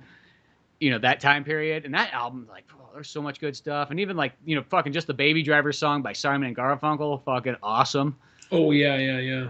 Like, I'll say that, going back to what I meant when I said you couldn't sell a movie on a soundtrack, I meant you can't sell like that whole like featuring music by Everlast and Oasis and the Goo Goo Dolls, like they did back in the 90s. Come see Daredevil starring Ben Affleck and yeah, it's like one of those ones where it's like it felt like it was all recorded separately. Yeah, and Jennifer Garner featuring music by Filter, Evanescence, POD. With cameo by Dolls. It's always Stan Lee, like a star spins up with his face on it.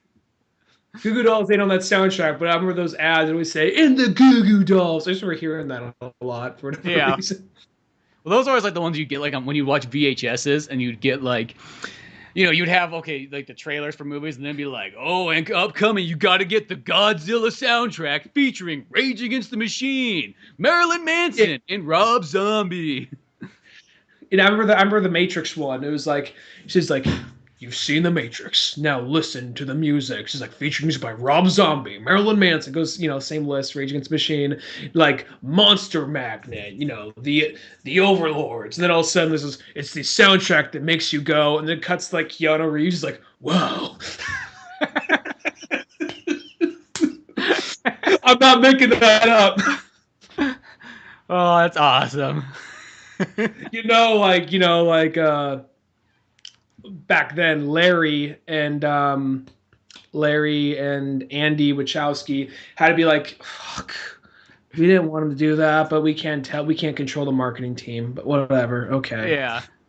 Well, I was just thinking that, or it's like, you know, you get the ones for like the video game where it's like, because this is the one I remember just watching Last Action Hero like all the fucking time, and actually I got another Last Action Hero thing I wanted to say too, but you know, you'd watch that, and you also get the soundtrack one that was like, make sure you get the soundtrack with AC/DC, Megadeth, Anthrax, you know, like Cypress Hill, and you know, everybody else. And then it'd be like, and then get the hit video game and show like some kid like in the room like fucking playing it, like literally like shuffling in place, like how no kid ever plays video games. I mean, like this kid just fucking like just grabbed his mom's crack pipe and just fucking went to town on it.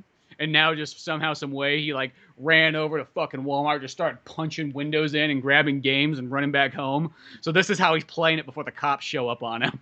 He just has to hurry up and beat that game. Because I think they'd always be like waving back and forth ridiculous. Like no kid plays. I guess it's just like, Jimmy, play the video game. Just hunched over, taps the buttons intensely. Well, because I was just saying, like, that's not how you play video games, Jimmy. Like, yeah, it is. Well, wiggle around. Like, you don't do that. We're going to sell the fucking thing, Jimmy. Just wiggle around. I feel like to an adult, like an older person back then, the idea of like how like it actually looks when you play a video game, just I think to them they're like, that is the most unappealing looking thing on camera. Like, yeah, but this is how you play. You just go click, click, click, click, click, click, click, click, click, click, click, click, click, click, click, click, click, click, nothing different, you know. And then it's just like, no, move around, shake around, you know, play like it was an earthquake going on. And you had to continuously play so you didn't die.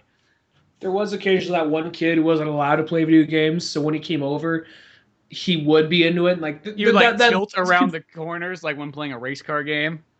Well, yeah, there's a kid. We nicknamed him Rumble Pack because he would like bounce around and move back and forth. Like it was one of the only times. The only like he's like the 1% of the kids that actually shake and move around like that. Well, Like yeah, maybe, and maybe they were always the kids that probably didn't have video games in their house. So like my parents say that video games will turn you into the devil. You're like, yeah, exactly. You're fucking gay. He was one of those kids. He was one of Yeah. those kids, and he so whenever he played video games, he'd be way into it. He'd bounce. He'd literally jump and bounce around. Probably because the only thing he knew about video games was watching these commercials. So he assumed that's probably what you had to do.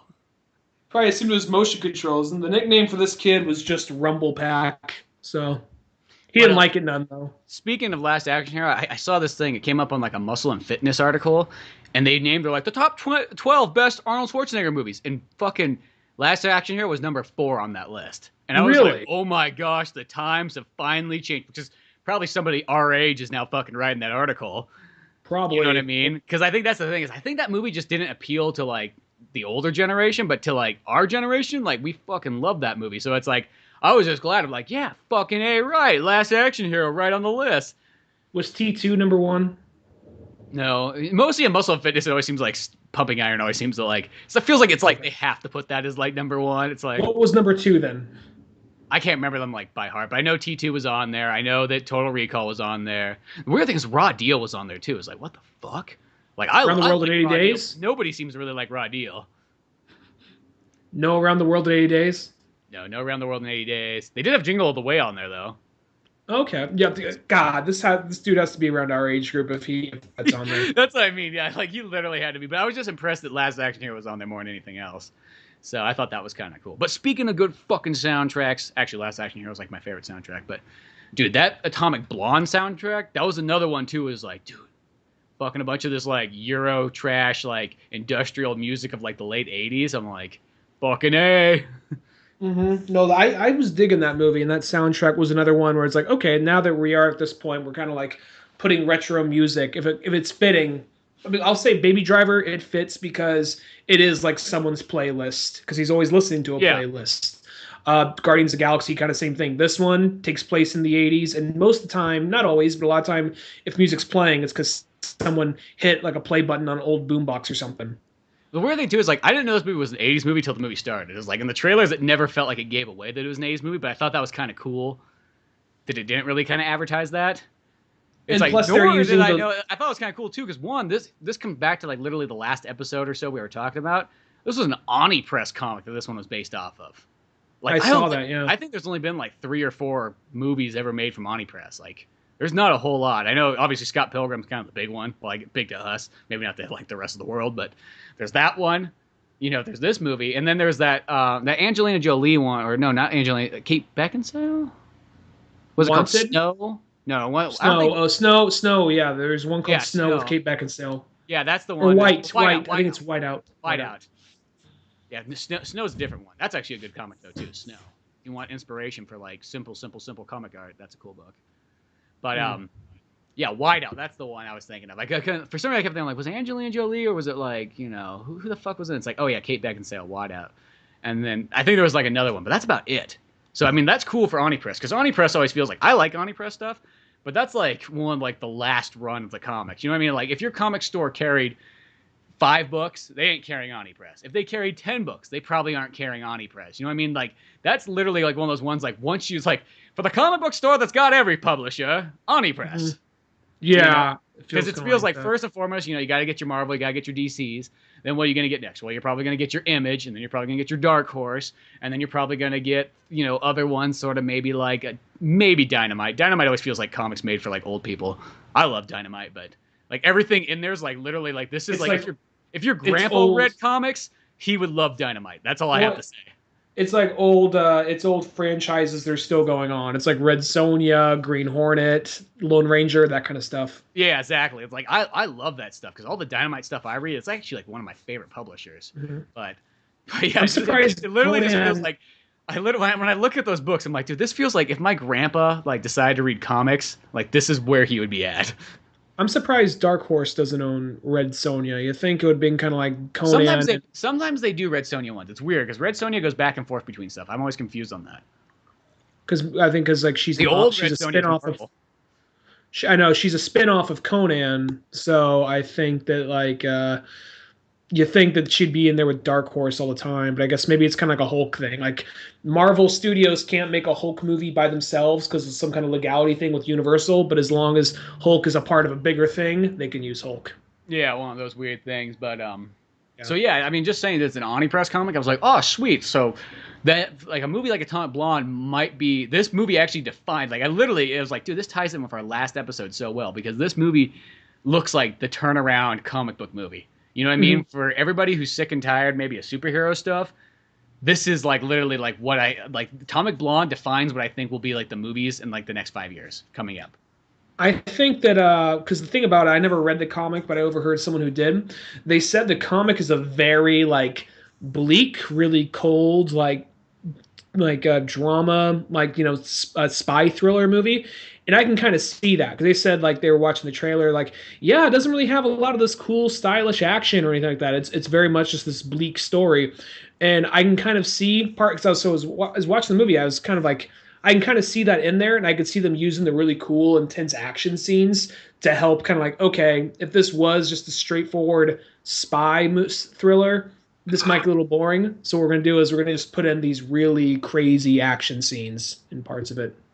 Well, I was kind of glad it did have that because like that's I So mean did I. that's literally how they sold the trailer as. And I remember I Mhm. will say the first like half an hour of the movie there really isn't any action. And I was kind of going like, where the fuck's all this action that was showed in this trailer? It's like why is this movie taking so long to start up? And it wasn't like a bad. It wasn't like it was bad, but I was just like.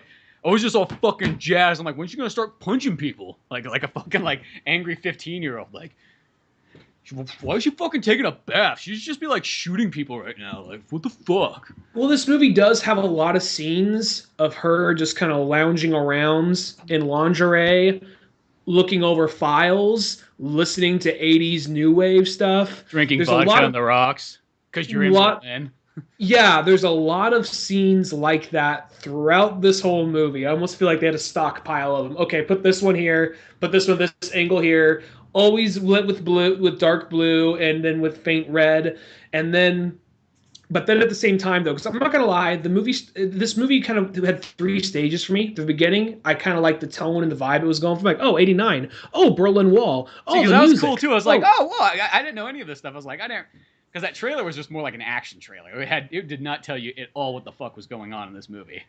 Yeah, and then watching it, so I'm like, oh, I'm really digging this. And then you see the guy, like, you see like that Russian beating the fuck out of that like breakdancing kid with like to like 99 red balloons, and like, or is it 99 red Yeah, it's balloons nine. or It's like no, no, no, no, no. I always think of no, like the no, no, Goldfinger no. cover too.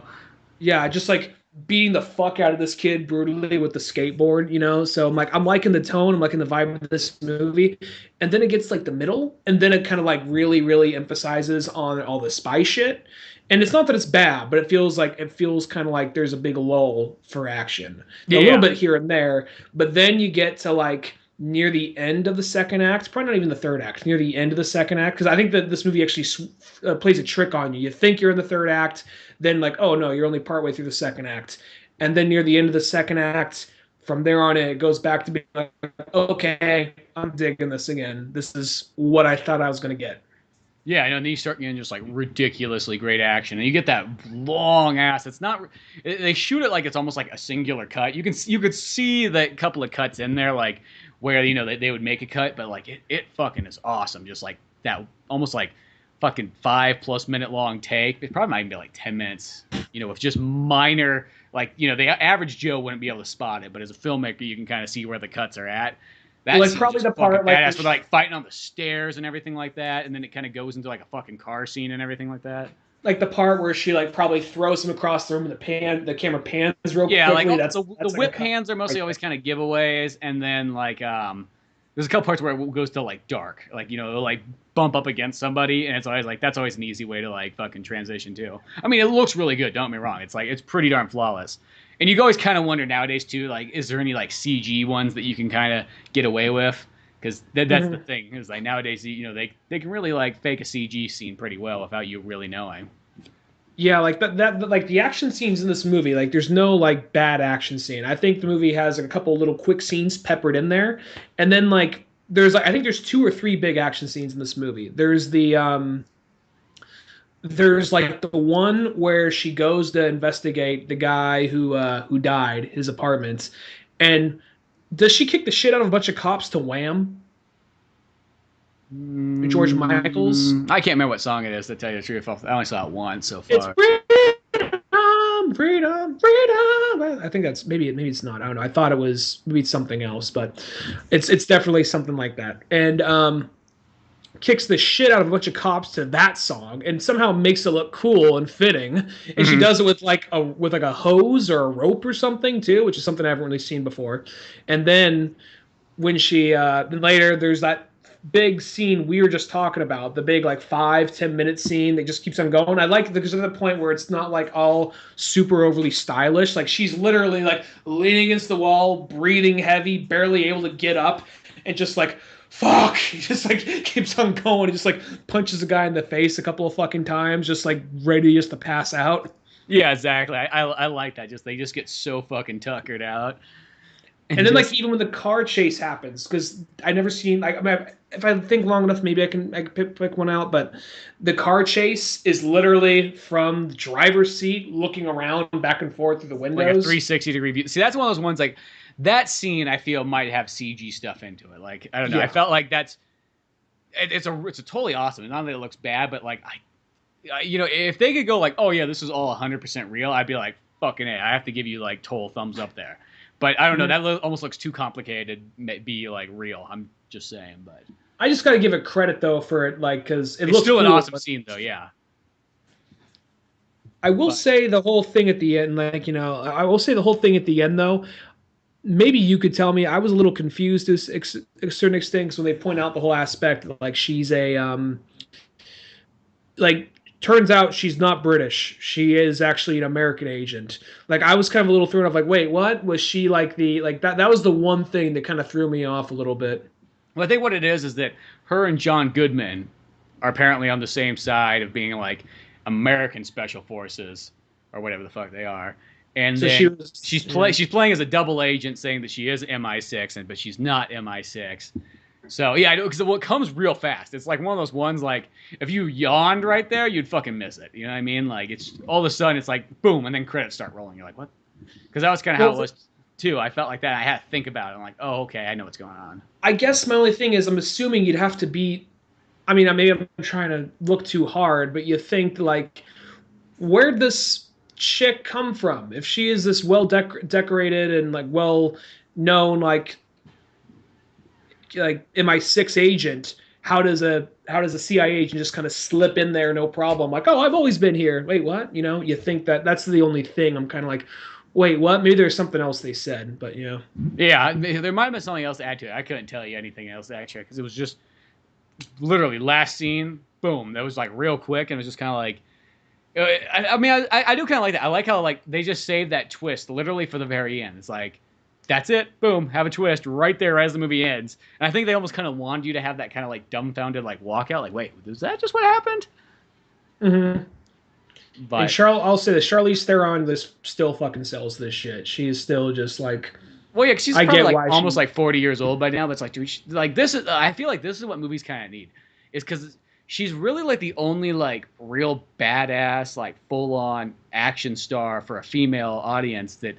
Can just be kicking ass left and right, and you can really believe it. And the thing too is, I think about it, I'm like, she doesn't have a whole lot of starring role movies, and she hasn't really had one in a while. I mean, she's in big movies, but she's either the bad guy, or she's maybe the side character, or you know what I mean? Because like, okay, Prometheus, she's the bad guy. In fucking Fast and Furious 8, she's the bad guy. In fucking Mad Max, she's not technically the main character, but she's pretty much like the other main character of the movie. But you know what I mean? It's not like her name's fucking on the title. Let's just say that. Let's just get that clear. Her name ain't on the fucking title. But so I'm just glad to see. It's like I think this movie is like a big step where it's like, dude, she needs this, and hopefully she'll get more like full on. Because like I can't really think of anybody else who has like these really like dedicated to like their fucking craft, like female like action stars. I mean, somebody who like was like prime for this, but then I just never felt like was able to take off as well as like Michelle Rodriguez. But somebody could be like, yeah, they point out the, why she's not going to sell that? It's because she's Mexican and she's female. We're not at that point yet. It's like, dude, I love Michelle Rodriguez. I wish she was in everything. You know what I mean? Like, I think that they probably could. I think that's just probably Hollywood execs be like, I don't think it's going to fucking sell. That's a Hollywood ex going, like, that's a Mexican female. That's a tough sell. Not worth my money. I also feel like it's one of those things that's you should be grateful that you cited that Fast and the Furious series. we gave you that one. We gave you that one as a thank you for sticking around for so long. See, when we tried to get rid of her, some people got pissed off about that for some fucking reason. No, I think that she's actually. I think you totally could like sell a movie on like a Mexican female lead. I think it's just one of those things. A lot of times they'll be like, "Yeah, well, anime movies don't sell. Why?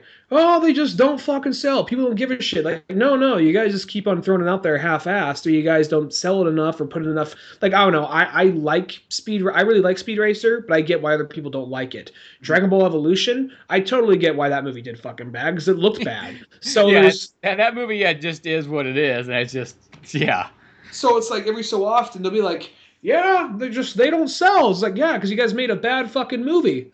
Or you made a weird looking movie that people probably weren't ready for, where I think something like, I know I'm using anime here, but I think to just give that's where I felt like the Ghost in the Shell was like, I felt like that was the first one where it's like they spent a lot of money, and I felt like it actually panned out pretty darn well. I mean, like, yeah, you could nitpick it if you want, but for overall, it's like, that pretty much got the point across. You know what I mean? Like, I consider that like the first kind of like definitive, like, good American anime movie. Well, I think that's one of those ones though, like, I don't know why, maybe it was the whole like whitewashing controversy thing that maybe stopped people from going to see it. I don't think that would stop most people, but some reason that movie didn't do so good. But I don't even think it's the fact that it's anime. I think it's just it's probably because it's weird. You know what I mean? Like, here's the thing. The thing about anime stuff is I think that movie had all the elements that kind of like, it'll make two audiences. One audience will be very attracted to it, and one audience will be very repelled by it. And I feel like no matter what, even in a live-action setting, it had that exact same thing, that some people are attracted to it, and other people are like, I don't want to be near that. Like, whatever that is fucking weird. I don't want to be next to it. Because that's sort of how anime is. I just think every so often, like, there's some things, like my dad really liked that Tom Cruise movie, Edge of Tomorrow. He really liked that movie. And that is I mean, it's not one of those things, you want to read the manga now, Dad? It's not going to be one of those things. But I know if I was like a 14-year-old kid, that's probably what I've said. Well, if you like that movie, you should read this. Like, no, get that shit away from me. Yeah. So, but at the same time, though, they really definitely Americanized that thing. So regarding that, I think that, I don't know. I think we're at the point now, obviously, you can probably sell a movie on a female lead because more people. Wonder Woman alone is fucking proof of that. So, well, it's not necessarily like it's like one of those ones like you can do it. It's just like, are people willing to make it? That's the hard part. Mm-hmm. You can do anything you want, but the thing is, it seems like it's just always tough to get people like going with it. Like, I don't know. It's just one of those ones like I think you could put anybody in the fucking lead and it would do totally fine. You know what I mean? It's like they always talk about that, like, oh, why won't they put like certain Mexicans in like the leads, or why do the Mexican characters always die? It's just like, it's just because I don't know why people just, for some reason, they feel like that's okay. It's kind of like, I watched that End of Watch movie not too long ago, and I thought that like that's a good movie. That's an amazing movie, and it's like a great fucking like David Ayer movie. But the one thing I thought was weird is like they both. This is my only complaint in the movie. I think they both should have died. Like, why the fuck does one of them? Why does the white guy live? Like, that was just felt so weird. It just felt like it was trying to be like, well, you know what I mean? Like, they both had a family. Like, I think that would have just been like a perfect like tragic ending. It's like, fuck, they both got shot down together. These two best friends. I think that's what should have happened. That's my only kind of complaint. And I don't know if that was one of those ones where like, I don't know if that was David Ayer that made that decision, or if somebody stepped in and like, David, you can't have a fucking white guy die on top of a Mexican guy. That's gonna look fucking gay. You know what I mean? Like, I don't know if that was one of those ones where it's like, David, you want this money? You want this fucking money? Huh? Well, guess what? Make the white guy live. People like them white guys. It's like, that's about the only complaint I had in the movie. Like, everything else in that movie is really good. I mean, the other thing that's kind of weird is like, it's weird that the movie kind of does this found footage thing, and then all of a sudden it's like, it kind of goes back and forth between being a found footage movie and then like a regular movie, because you're like, where the fuck are these other cameras coming from? he's just playing around with the camera. He's just trying to. He's playing around with the camera, but like they always show, there's always somebody with a camera, but then there's multiple angles. Like, that always threw me off. I was like, I don't get it. Well, I feel like it was one of those things they're trying to do, like the body cam thing, and then on top of that, they're also trying. But that doesn't work when there's like. I know, but then they do the thing. They're just probably trying to make it shaky, and in the moment, trying to give you that sense of like, I don't know, being kind of shooken up and kind of anxiety, probably. Yeah, but you know what I mean? Like, it's like, okay, let's take the scenes where there's not the body cameras. They'll just be like some Mexicans in a car, like holding like a Canon camera for some odd reason. It just always feels like they have to have like, or they'll be like the party. There's like a barbecue of a bunch of black people, and they just got a camera in their hand. Like, why do you Did got that they? camera? David Ayer said I had to hold this camera. But then there's like multiple. It's kind of weird. It's like I get what they're trying to do, but then it's almost like, well, you know for a fact they're doing that thing. Like, fuck, this is gonna be so fucking difficult to do it like this. Well, whatever, just hand everybody a fucking camera, and we'll just assume that's why we have angles. Every so often, there's kind of like I didn't even notice the Zoomer holding cameras at certain points like that. I just assumed it was because Yeah, the whole way, because it's supposed to be like a found footage movie. It's totally going for that, but they at the same time they realize that like, well, this isn't going to look nearly as good, so let's just have some cuts. We'll make it look like it's partially found footage, but we'll have like a little Hollywood edge in there too. I didn't even. I thought there were moments they cut to found footage type shit, but then I didn't even notice some. It's all found footage, but like, yeah, it's kind of weird. I only saw the movie once, like a year ago, and I really liked it. But I will say though, sometimes the whole like a movie's good enough to stand on its own. You don't need a found footage thing. Like the whole Chronicle, for instance, going back to Paul Dano for a second, that whole found footage thing.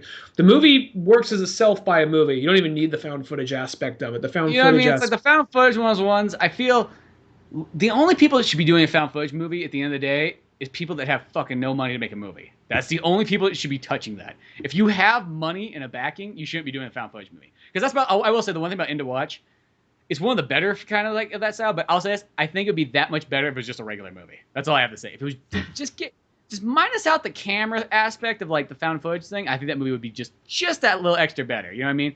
I mean, I get it. At the time, it was a ballsy choice, and I think that was kind of part of its selling appeal. But I do think at the same time, like, hey, just shoot it like Lethal Weapon. That'll be fine. You know what I mean? Mm-hmm.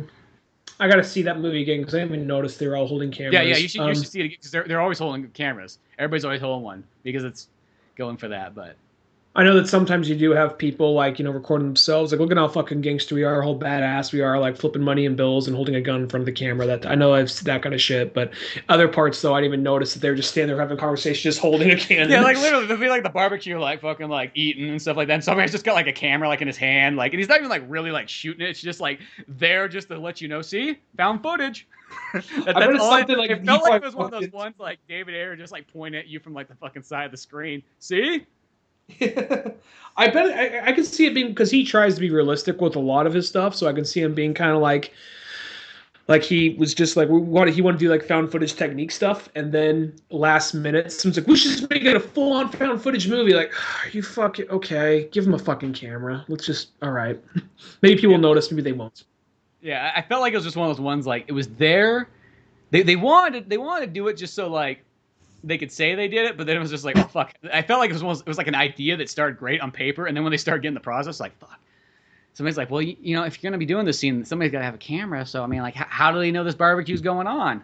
Like, oh, yeah, I guess that's right. Just give them that fucking Canon camera again. Have them fucking hold it. But, we should probably get Atomic back to Blonde, yeah. Back to the movie there. We just got kind of like distracted by soundtracks and James McAvoy. Is that the guy who's the villain? McAvoy, James McAvoy. Is that his name? Yeah, Professor Xavier. Xavier, yeah. He I'll say that like the whole thing with him, he does a good job in the movie because there's this whole part, like the movie does some interesting editing choices. There's this part where you think he kind of gets away and he looks at the camera and he starts monologuing. I'm like, oh, okay, they're doing some weird little artsy choice here. And then they're kind of doing this montage of Charlize Theron kind of putting things together, getting closer and closer, and then coming to him, and you realize, oh shit, he's talking to her, and a little time jump. I actually kind of like that, Yeah. It's kind of like the time jump thing. I wanted to say this about Dunkirk. It's like one of those times, like, what was the point of that whole time jump thing? But I'll say that one part of it that actually kind of helped, because there's a part where you realize, oh wait, that's the boat over there, it's sinking. These are the guys from the boat, they're getting on there. So you're thinking, are we gonna see our guy get on there? Because we saw him go under on the boat, and you see him get on there, like, oh, okay, he did make it. So it's kind of like this sort of like, well, there was also another, when you mentioned that, there's a scene that I thought was actually really cool in that time jump in Dunkirk that I forgot to mention. there's the part when like Tom Hardy's buddy goes down the plane and he lands, and as Hardy's doing a flyby, he looks down and he sees his hand come out. He's like, oh, he's all good. So he takes on off, and then we just kind of carry on with the movie. But then when you come up later, like 20 minutes later, when it goes back to that scene, you realize that like he puts his hand up and then realizes he can't get the fucking window open. And it's just like he's more like, fuck, until he's trying to get out, and the fucking plane sinking. And I just think that was kind of cool. I was like, oh. And the most badass old British man. He was just so proper, so British, and so gentlemanly. He says, "Don't worry, chap, I'm here, the savior." He just like knocks it open, like, "Get on in." Like that, like Cillian Murphy full on kills that kid by accident. He's just like, "Boy's stressed. I understand, but just be a man, stand in the corner. Don't worry about it." Just keeps on going. I think that was that kind of thing. That was like that old fashioned thing. It's just like, don't let him know. Chap. Don't. No. I don't think it was that. It was literally like, don't let him know that he just killed somebody. That. If he just realized he just fucking killed this poor boy, that right there is going to put him so far over the edge. He's already beyond. He's already in a place that's going to be hard to bring him back from his fucking shell shocked. You do this, he's fucking gone. He will never come back. You know what I mean? And I think that's what it was. It was like literally that old timey, like, we're just not going to say anything. Yeah. And then where nowadays people feel like you have to say something. But in the old days, like, it's like, nope, some things are better left unsaid. And then there's that whole part, like, where you find out that, like, oh, his boy died in the war already. He just wants to help other people's kids. Like, oh, you gotta love that. You gotta love that guy. You just that's a fucking man right there. Dude, just in a little fucking tugboat going out there saving these people. Yeah, well, it's not even a tugboat. It's just like literally like a luxury, like, oh, we're gonna go spend the weekend out on the bay. Yeah. But yeah, back to Tom Blonde. We keep getting lost in other movies, but the Atomic Blonde, though, like, it's a good movie. It is a fun movie. It was awesome. I just think the thing is like, I think this is just a great place for the fact that, like, because really when you think about it, like, as far as action movies go, the only other person that can generally sell an action movie is Scarlett Johansson, like, at the moment. Mm-hmm. Somebody for a while who was doing well was Angelina Jolie, but I think she started to kind of fade out as far as that went. I don't know if it's just she got too old or people just started to not care as much anymore, but she did a lot of artsier stuff after a while. Well, she started doing artsier stuff, so maybe she just changed her appeal. But I just remember kind of like the last time she was doing action movies, it didn't seem like they were nearly as big as, as they were in the early days. Mm-hmm. But it is just kind of cool because it is, I feel like it's tough to have, like, there's just certain, things it's like, where, like, it's tough to sell some of these movies. It seems like. I don't think it is. I think if they just made them, if you want to, you could just go, fuck, what are we doing for the next X-Men movie? Let's just slap Jean Grey on the cover, and that's all it's about. I feel like you could do that, and it would do totally fine. Like, you don't have to have... If you didn't want to, you don't have to have a bunch of other people, or you could just make that the total main character. You know what I mean? If you want to, do a fucking Spider-Gwen movie. I think it would sell totally fine. You know what I mean? I don't even think you'd have to even go into explaining who the fuck this character is. Just do it, and I think it would work. That's they're prepping up for the Spider-Verse. They're actually preparing to bring back Gwen Stacy for Spider-Gwen. So, well, yeah, I guess they're not really technically bringing her back. Not anymore. But that's what they were preparing for back when. Is that what they're going for? See, that's the more I always hear about Amazing Spider-Man 3, I think that's always what lets me down. Spider-Man: Homecoming. It's like, not that it's a bad movie, but it's just like compared to like what we could have had. It's just kind of like, oh, well, this is what you settle for when you get the Disney treatment, I guess. I don't know. I liked Homecoming a lot. It was probably... I know you liked it a lot, but I know most people liked it a lot. I'm like one of the few that was just kind of like, I enjoyed it, but I think it's just when you know that there was something else out there that you could have had, but just little bitches on the internet just complain so much that's why we don't get... That's what I mean. Comes back to the beginning of this episode. There's just ungrateful little fucks out there, and old fucks too, that's why we don't get good shit, is because people out there just bitch their fucking opinions and don't like anything, it seems like. There's so many fucking people out there that just, it's almost like they're hard to fucking impress. Like, you almost kind of wonder, like, do you even like anything? Do you even like yourself? Like, why don't you just go out and fucking shoot yourself in the fucking head? Because you are literally sound like such a waste of space. We got fucking good movies out there and fucking good video games, and you seem to hate all of them. Like, those kind of people, it's like, fuck those cunts. Fuck them up their stupid asses. That's how I feel about those people. So Atomic Blonde. I know, Atomic Blonde. See, that's what I mean. There's probably somebody out there like, Atomic Blonde is not a good movie. I don't like it. It has a woman in the lead. That pisses me off. And it's just like, oh, fuck yourself. I mean, fuck you. Have you heard a lot of negative reactions on this movie? I haven't heard anything. I don't hear any reactions. But I don't go on fucking line to hear reactions, but... Sometimes I don't know what I think. I don't even hear what other people think. Fuck them. I don't give a flying fuck what other people think. If it ain't my opinion, it ain't important. It's like, oh, this guy from being very positive also only cares about himself. No, no, but I mean, I bet you anything. I can pretty much guess what people will think about it because that's just kind of like, it just seems like there's so many people doing the 80s thing again. It's so overused with the 80s and all the sexuality, like that type of shit. Yeah, maybe not this. Yeah, I don't know. It depends who that would be, but I can see somebody get, because like the 80s thing is, but this movie doesn't feel like, it doesn't pander to the 80s. Like I remember we even talked about that once again on the last episode. I don't feel, this is one of those movies where it's like, it takes place in the 80s, but it's meant to be like that. It doesn't feel like, hey, remember the 80s? Remember 89? It doesn't do like any of that, I don't feel. Mm-hmm. Yeah. So that's what I kind of liked about that, but. Mm-hmm. No, I think I think that this movie, of all the three movies we talked about, Atomic Blonde's one of my favorite one out of all of them. Mm-hmm. No, I liked Atomic Blonde quite a bit. I don't know. I think Valerian just surprised me more. That was the thing. Like Atomic Blonde, like even though it was a really badass movie, you know, I mean, it was just still an action movie. It wasn't like I felt like something I totally never seen before. I don't mean that in a bad way. Where like Valerian just was like, oh, what the fuck? Mm-hmm. This is all pretty much brand new stuff. Mm-hmm. But no, I still liked Atomic Blonde. I liked all three of them quite a bit. You know what I mean? I feel like probably Atomic Blonde probably has maybe the best like replay out of all of them. Dunkirk probably has like, as far as filmmaking goes, probably like the highest one. And then Valerian, I think, just kind of has as far as being fresh. That one just feels, I mean, fresh as far as not seeing that before on the big screen. Mm-hmm. Yeah, I mean, Valerian for its like, you know, character design and world it took place in. Dunkirk, just on a technical level, like you said. And this one, I just think this probably has the most rewatch value. And I will say that second act for a minute does drag when she's just kind of like trying to get the watch and trying to pinpoint like all. I think that was a clever way of like getting secret information across, where they'd get a watch, they'd have certain letters within the gears and all that, and you had to do like a little code and figure out what it said. I thought that was a very interesting way to do that. Yeah, I know. And also the guy who was the watch seller, you realize who that was, right? I can't remember now. Hugo Stiglitz, also the German punk guy from SLC Punk. Oh, I didn't put two and two together, but that, yeah, now that you say that, it's like, oh, it totally makes sense. That's awesome. Well, yeah, it's like, yeah, that's about my only thing about the Tom Blonde. I think there is like that slight lull. Like the movie starts off and then it kind of just like peters off just for a little bit. It's not that it's bad, but it's just like, I feel like it just needed like a couple maybe like quick action scenes thrown in there.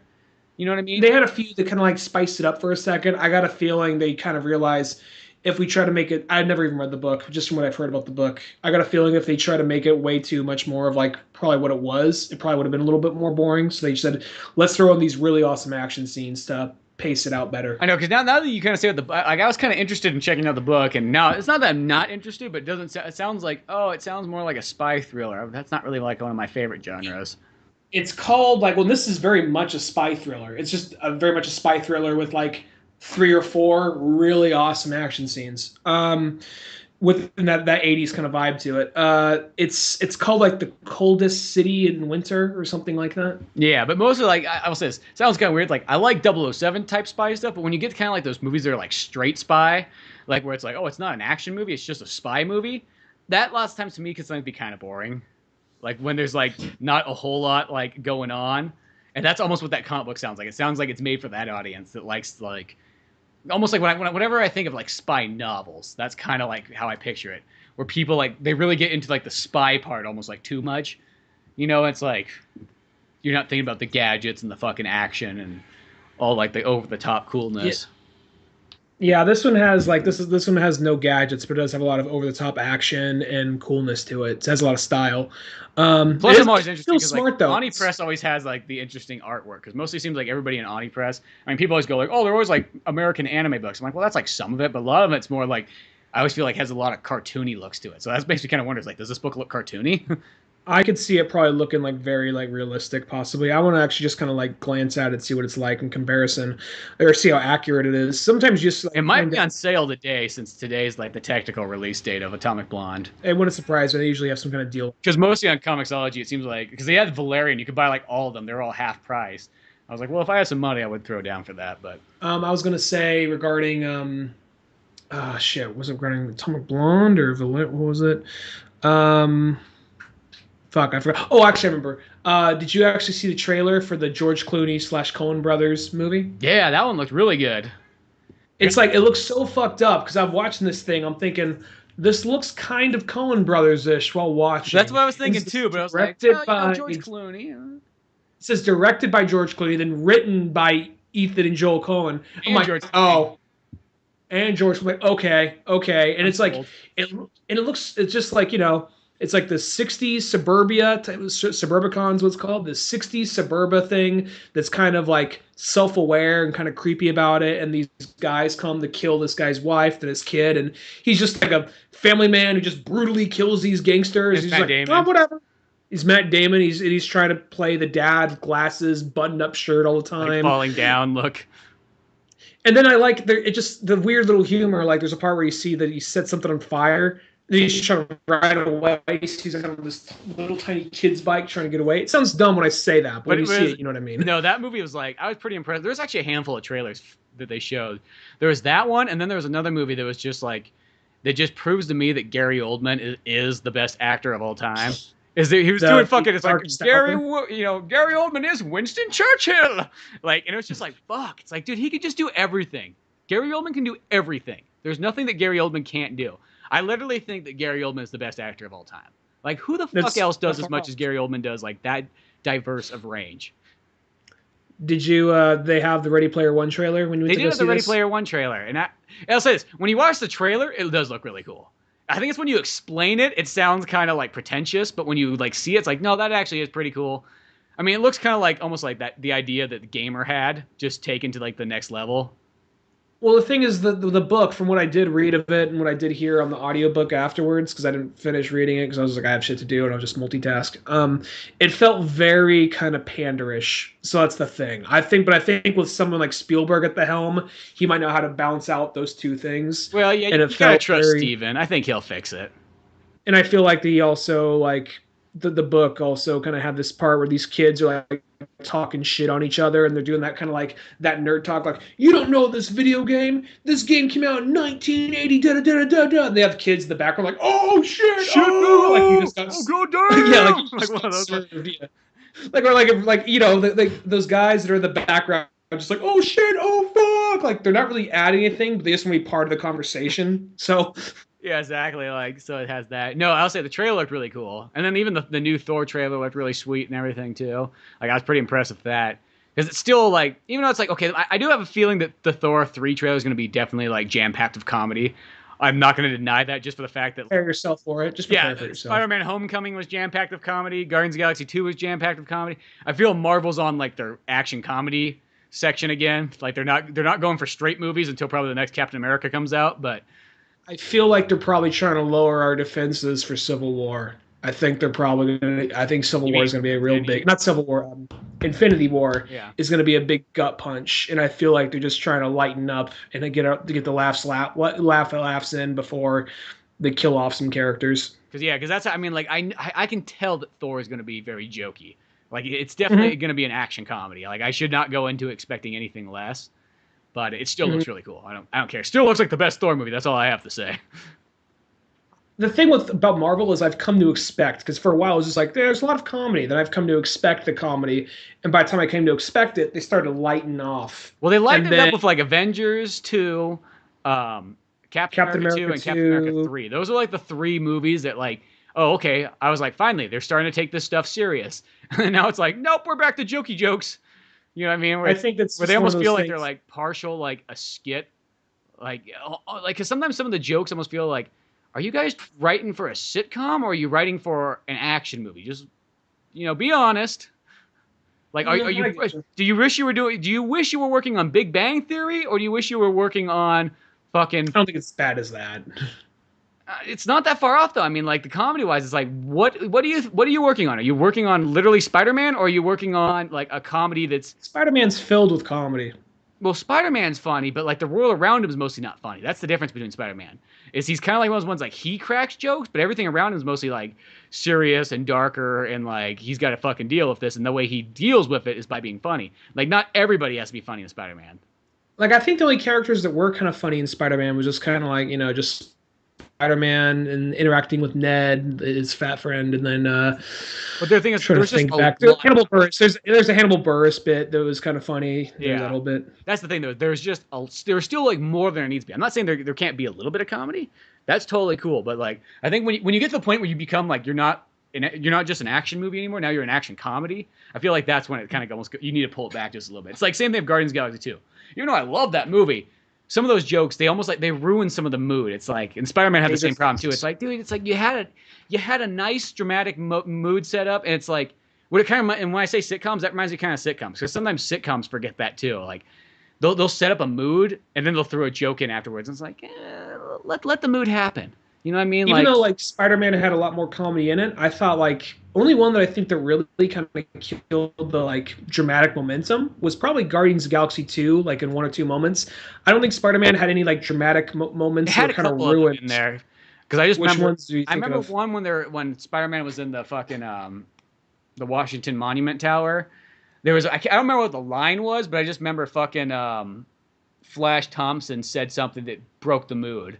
He threw a joke. Oh, like take my trophy or some shit like that. I think that might have been the line, but it was like it was a place where like you had a dramatic moment, and then it was like they threw a joke on top of it. I don't know. That always bothers me in movies. It's just like you could be a full-on comedy, and I feel like you should still be able to like hold for these dramatic moments. Like let those be what they are. Like don't need to break it just to have another joke in there.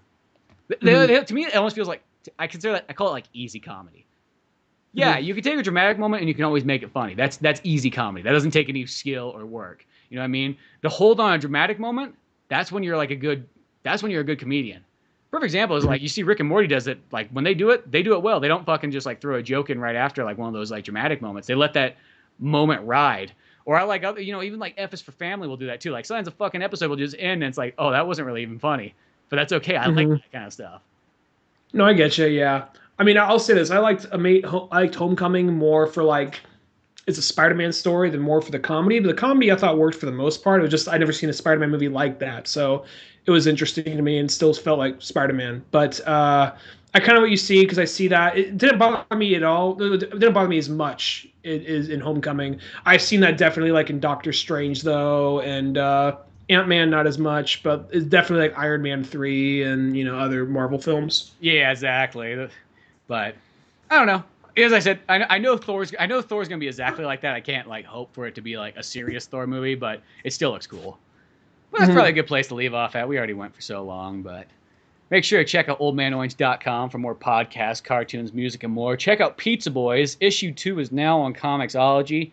So if you want to be super cool, go on there. Check out the comic. Fucking rate it. I don't know if you can review it on there. I know you can review it on Amazon, but rate and review it either on Amazon, Comixology, any of that good place, and share the word. Until then, I'm Spencer Scott Holmes. I'm Ryan Dunigan. We'll see you some other time. Later. Thanks for listening to the Old Man Orange podcast. Check out our website at oldmanorange.com for even more podcasts, cartoons, videos, music, and more. Send us an email at oldmanorangepodcast@yahoo.com. Be sure to subscribe, share, rate, and review us on iTunes, Podomatic, or any of the other fine sites we might be located on. And if you want to help out even more, click on the Amazon or GameStop links on our webpage before you make any purchases there. Won't cost you a penny, but it sends us a little something our way. Thanks for listening, and tune in next week to Old Man Orange.